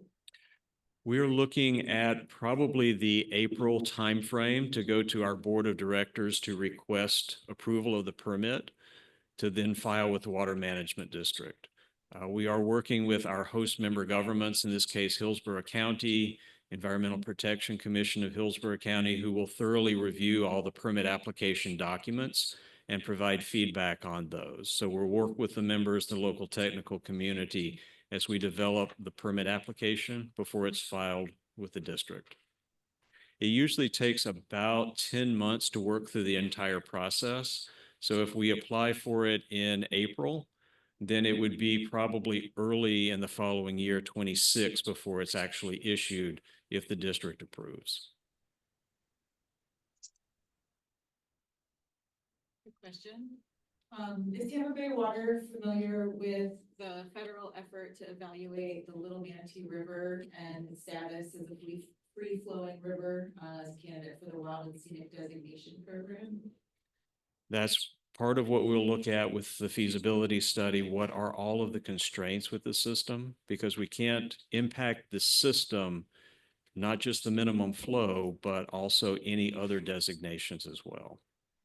I would be interested in maybe working with you to find maybe the right representative from Tampa Bay Water to participate in the eligibility and feasibility process through the Department of Interior for that river. I think it would be beneficial to have you all at that table. It would be helpful for us to be at the table. I also want to express my optimism at the feasibility assessment for the Northern Pinellas Surface Water Project looking at Lake Turpin. I think that using that non-historic surface water flow to the Old Tampa Bay segment is a win-win if we're able to harness it for alternative water supplies to continue to provide safe and reliable drinking water for the region. So if there's any way that the estuary program can help advance that feasibility assessment or work together as partners, I think we would be interested in continuing to do that. Thank you. That project is located in an area North Pinellas County, and development of that, the water would go directly into that part of the system, which would boost reliability of our system in North Pinellas County. So we'll look at all of those factors, including reliability, as we weigh the projects and make recommendations to the board, but it has a lot of benefits. Anyone online have questions for Warren? Hello? Yes. Question for Warren?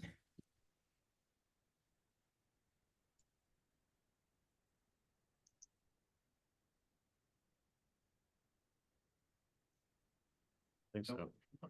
Somebody was coughing. Thank you very much. Hello?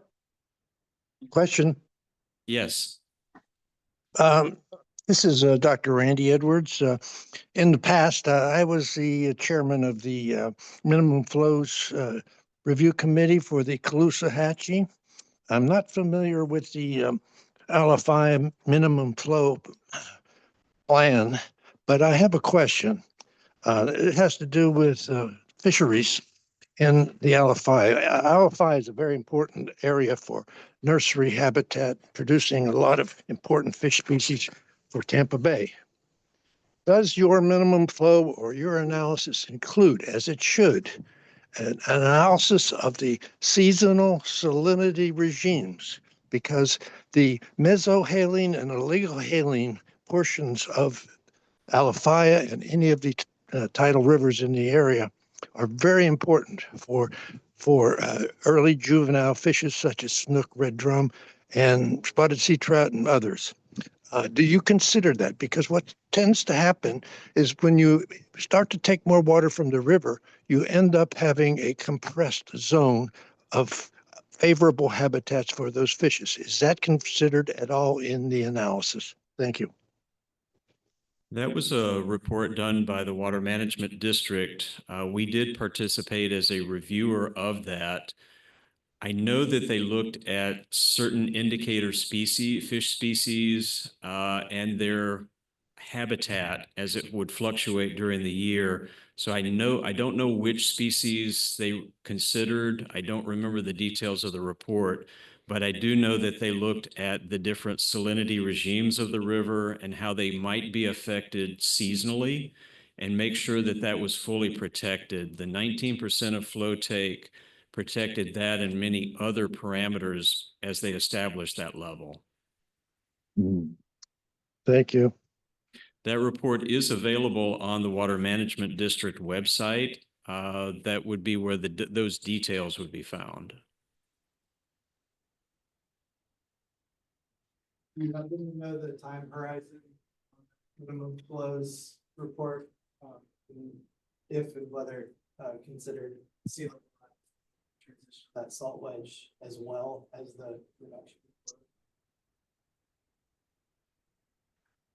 I don't know if they put a time horizon on it.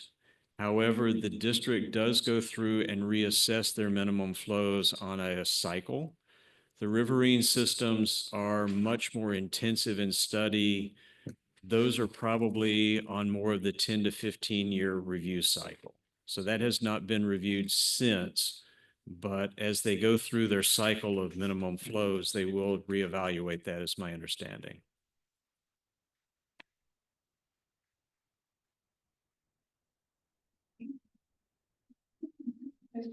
That might be better answered by the Water Management District. When you apply for an emergency natural withdrawal situation, does that kick in a conservation effort on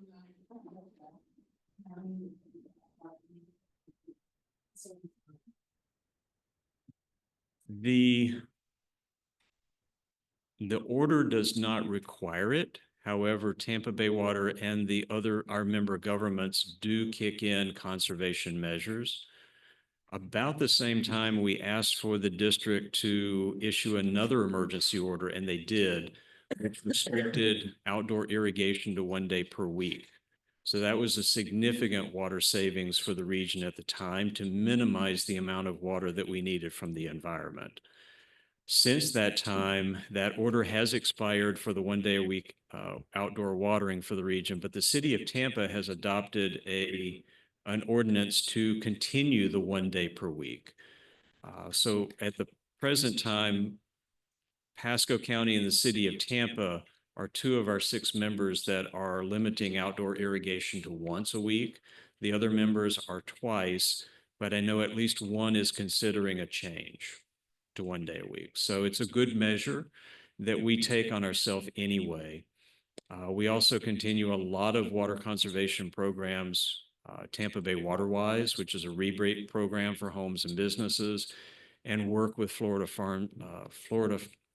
Friendly Landscaping, FFL program, and our members to implement as much conservation as we can.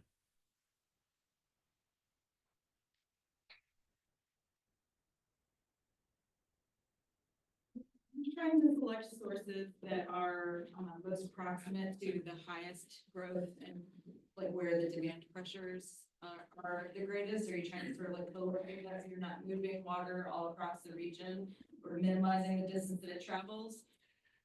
Minimizing the travel time is beneficial. It reduces O&M costs for the agency, but we are looking across the 3-county area. The map showing the 7 projects, they are both distributed between all the counties and all the water source types. We're looking at 3 river surface water projects. We're looking at additional limited groundwater and also expansion of the seawater desalination facility with either seawater and or brackish water. So we're trying to build our system to, yes, meet the demand and minimize O&M. Make sure, though, that we have water supplies for the whole region. Our whole system is interconnected, so we don't just develop a source for a local area. We do make sure it's all interconnected and available for the system. The highest areas of growth right now are like Southern Hillsborough County. There's some pain points there, right? Right now, the highest growth area is South Hillsborough. The demand growth projections that we've made for the last 2 years show that by 2055, we expect more single-family homes in Pasco County than there will be in South Hillsborough County. So that's the next area of high growth that's growing, and it will catch up. Yes, Zephyr Hills is maybe having a moratorium because we don't have enough water, your water use permit. What, I'm sorry, I think you said this, but do you think, like, is there really a path there for more groundwater out that way? We are doing two studies. One is to see if the consolidated permit well fields, those 10 well fields north of Tampa, we've reduced that permit down to 90 million gallons a day. And we do observe full environmental recovery and flooding during many summers. Is there a little bit of additional water that could be harvested with no environmental impact? Maybe 95 million a day. That extra 5 would make a big difference. We are looking at limited groundwater, fresh or brackish from East Pasco County and brackish water for the desal plant. So yeah, we do think there may be limited water available. I mentioned the configurations of projects. We may wind up with several smaller projects. Each one would have no negative environmental footprint. But if we add those together, then we could meet that next supply increment that we need. Desal plant operating at much above zero on most days? It is. It's turned 25 years old last year, and we had a project to replace all of the reverse osmosis train racks. They are built out of steel and they're at sea level, exposed to salt water, air. Unfortunately, they decided not to wait for us, and they needed to be replaced immediately for safety concerns. We have expedited that O&M project to replace those racks, and 3 of the 5 trains are back up and running. So we're producing 12 to 16 million gallons a day at the moment. We should be back up to a full 20 sometime in early 2025. Think that I've heard skepticism from the public about whether or not like the desal continues to be a feasible part of our water supply mix. And I think that that's a message that could get out there to the public more, that, you know, Tampa Bay Water still believes in that source as part of the mix. We do. In dry times, it's a very critical part because the river flows are diminished. We're not taking much, if anything, from the Hillsborough River Tampa Bypass Canal. Alafire River, if it goes below that threshold, we take nothing. So the desal plant could deliver up to 12% of our regional supply capacity. So when we need it, it's important. So when you're looking at potentially modifying the consolidated permit, kind of in line with Brandon's question about the MFL sea level rise, are you using climate forecasting and climate modeling to look at changes to projections in rainfall, how the minimum aquifer level might be responding? And is that part of where you think that there might be sort of this extra juice? Or how are you incorporating climate science into your demand forecasting and your supply forecasting? When we run our models, particularly for the groundwater system, but also to predict future river flows, we do stochastic modeling and forecasting of rainfall and river flows. When we run our models, we like to understand the probability of occurrence of a particular event. So we run those with 1,000 realizations of rainfall. We base that on historic data, the daily trends, the seasonal trends, but we're also factoring in what may come, climate change, rainfall pattern changes in our region. So as part of those 1,000 runs for a groundwater scenario or river flow scenario, we are incorporating that possibility of changes. And what would it mean?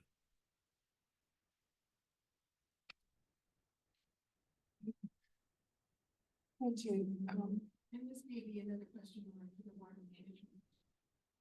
With the development that's going on in the region, in particular in Polk County and considering that's our region. I understand that, and I think that's our recharge area. Is there an effort to do acquisition of those, additional acquisition of those lands to make sure that they are not developed and taken over?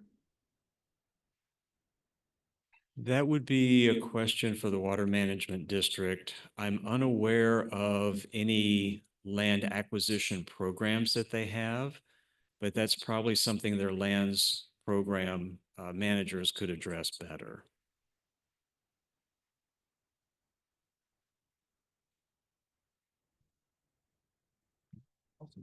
Thank you. All right, thank you very much. And requesting the opportunity to present too. So we move to the open discussion. Airing of grievances is that? No, that was last month. This is you, Maya, you're leading. Oh. I can if we need to.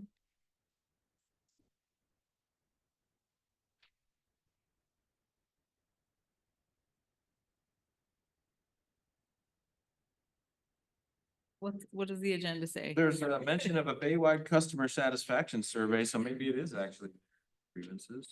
So Blake, are you on the line? Would you like to say anything or would you like to defer further discussion on this to a future meeting?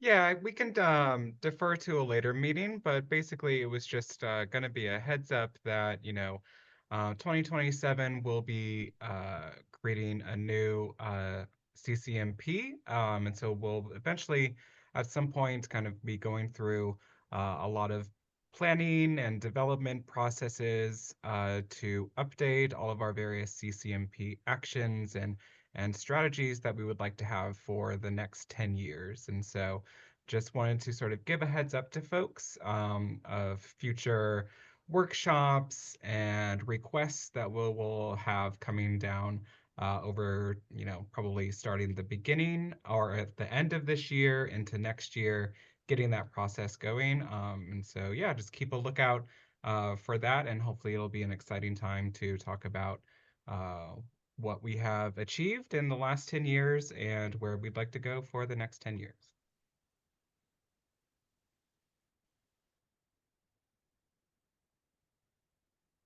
Thanks, Blake. Thanks. Any other open discussion items?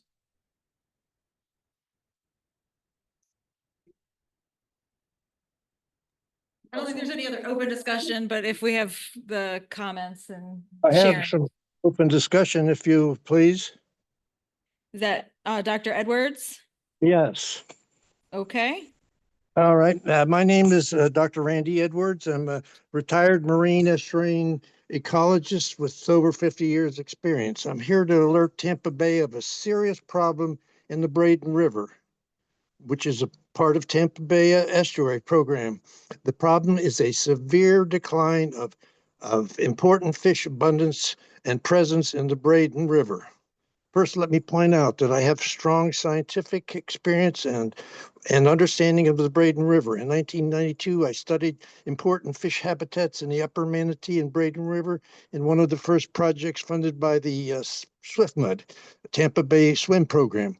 I studied Braden River fish habitats for many years at Mote Marine Laboratory while I studied snook habitats and ecology. Earlier, I studied juvenile snook and red drum habitats in both coasts of Florida. I also led fish habitat studies with the U.S.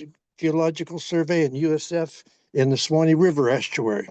I say all this is because my comments may be just discarded as being anecdotal. There's a tendency to do that. Well, the fact is that I'd like to think that I have some level of expertise. So it's not just one individual's disgruntled fisherman's comments.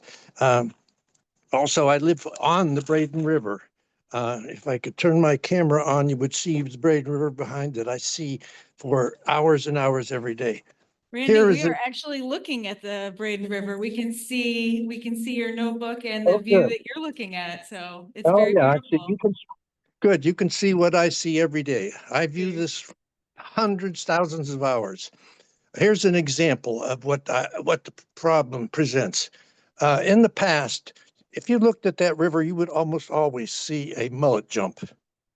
And maybe in the late afternoon when the water is calm, you could see 3, 4, 5 or more mullet jumping at the same time within a few seconds.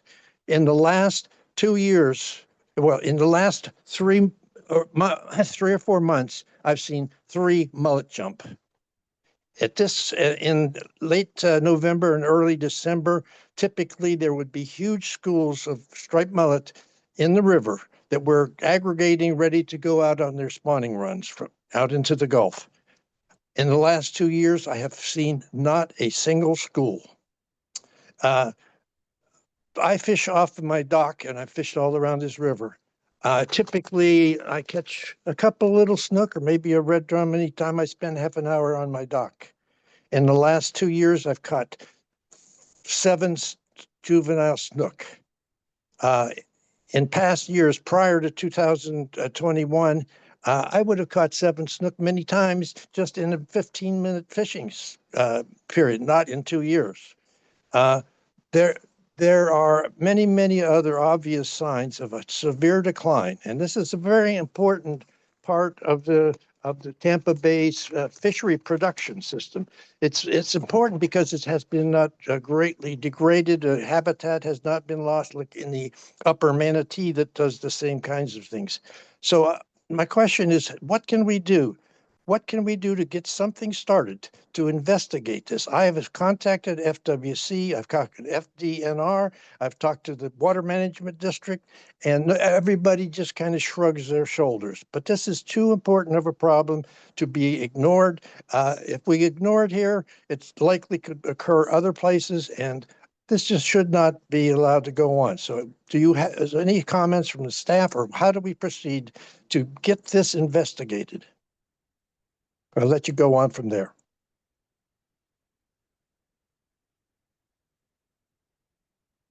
Randy, thank you for bringing your concerns to the Technical Advisory Committee. And I can tell that you care a lot about the Braden River, and of course, so do we. I can see that you've been documenting the fish in your backyard for a long period of time. FWC also has been documenting the fish communities in that area through their Fisheries Independent Monitoring Program for several years. I hear that you have potentially contacted them, is that right? Yes, it makes explain. The FIM program is totally inadequate by their methods and designs to assess this issue. I have already contacted them. I've gotten some of their old reports prior to the decline, and give you an example. In an entire year, in a 5.5 mile river, some places 3/4 of a mile wide, in 1 year they collected the FIM program in all their sampling 7 snook. In another year, they caught 14 snook. So it's clear that and that was before the decline. So it's clear that FIM is not adequate for assessing this. So I think we need to disregard the potential of FIM being important in this. Randy, do you have any relationships with any of the local academic institutions with a potential researcher who might be able to design a monitoring program that's appropriate for the Braden River system? I do and I don't. I had contacted a researcher at New College who studies shoreline fishes, and recently, ever since the hurricane, I have not seen a single shoreline fish, a gambusia, a molly, or killifish.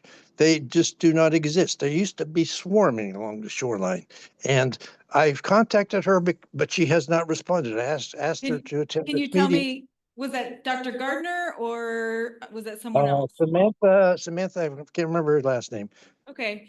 I think maybe our best course forward would be for us to talk about this issue internally and maybe think about a potential working group that we might be able to put together with the capacity to do the kind of research that you're looking for. And perhaps that working group could think about resources that they already have available to conduct some of this work or do some data analysis for the data sources that are available, And then if there's a gap in terms of the resources that are available, we can start to put together potential ways that we could find resources to support this work, assuming that we can get, folks in addition to yourself who are interested in pursuing this problem, which I think we all agree that the health of the fisheries, particularly in these productive small river systems that are important to Tampa Bay, is something that requires, our attention. It's just a matter of what the right way to approach that is going forward.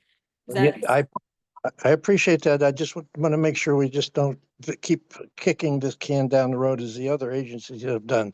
I'm going to make another comment. I I'm not think interested in kicking the can down the road. I just I'm want to make sure thinking that of we're other capacity limited, and I want to make sure that we can connect you up with other researchers who are as passionate and have the capacity to do the kind of work that you're requesting. Does that sound I like? want. Yeah, that sounds good, but I want to make Okay. another point that might be useful for anybody that's starting to consider it. A major tributary to the Braden River is called Gap Creek. It has an extensive watershed. And interesting thing is that in the same time in Gap Creek, I have looked at stations where I can get close to the water and observe, and there is the same paucity, almost absolutely lack of shoreline fishes. Normally, these little creeks like this are just swarming with the gambusia and other shoreline fishes. So there's a potential of something coming into the watershed. I just wanted to point that out. Yeah, I really appreciate you bringing that up. We actually, through the bipartisan infrastructure law, are supporting a restoration project looking at incorporating elements of natural channel design in the Collins Dairy Drain, which is part of the Gap Creek system. And so I will certainly be reaching out to Manatee County staff in particular to think about different kinds of design elements that might also evaluate a potential problem in that system, as well as ways that this project, in addition to dealing with water quality and flooding, could also be providing different kinds of habitat benefits as well. Yep. I would like to point out, though, I have talked directly to Greg Blanchard, who I've known for over 30 years, who's the head of their environmental department now. And he says they have no resources to do anything to investigate this. Well, I do know that this project is there and I'm bringing the funding to the table, and Greg is not the project manager for that particular element. So we'll see what we can do, but I know Greg is really aware of this work, and so give us a little bit of time, but I appreciate you bringing this issue to our attention. Thank you. And please get back to me with some idea of what's progressing or what isn't happening. Thank you. We can do that. Thank you. Any other comments from folks online or folks in the room? Carrie, do you have some updates you want to share with everybody? Yeah, so we have a couple of announcements for some upcoming events. The first one is, if you're not aware, we are hosting our very first hackathon. Basically we're looking for not only folks that are passionate about coding, data coding, but we're also looking for subject matter experts, big picture experts that are willing to either put together a team or be put on a team. We're looking to make new indicators for the Bay. So we talked about several report cards that we have. We'd like to add to that repertoire for things that we're not tracking. So if you're interested, the link to the website is there, and the registration closes on the 22nd. The second announcement is a big day for the Bay. Yeah, so we are having a committees give a day on January 24th. So that's next Friday. We're gonna be at Really Big Park and doing volcano building. So if you're interested in kind of moving to do oyster restoration, please come out and join us. We did this last year, and the Community Advisory Committee had way more people in attendance than the TAC did. So you guys really need to step it up this year. So I expect to see many of you at this event. Registration's on the agenda. If we keep doing these kinds of things, we're going to rotate the locations, because I understand some of you aren't able to do during work hours work in other counties. So we're gonna break the parochial spirit one year. Any other announcements?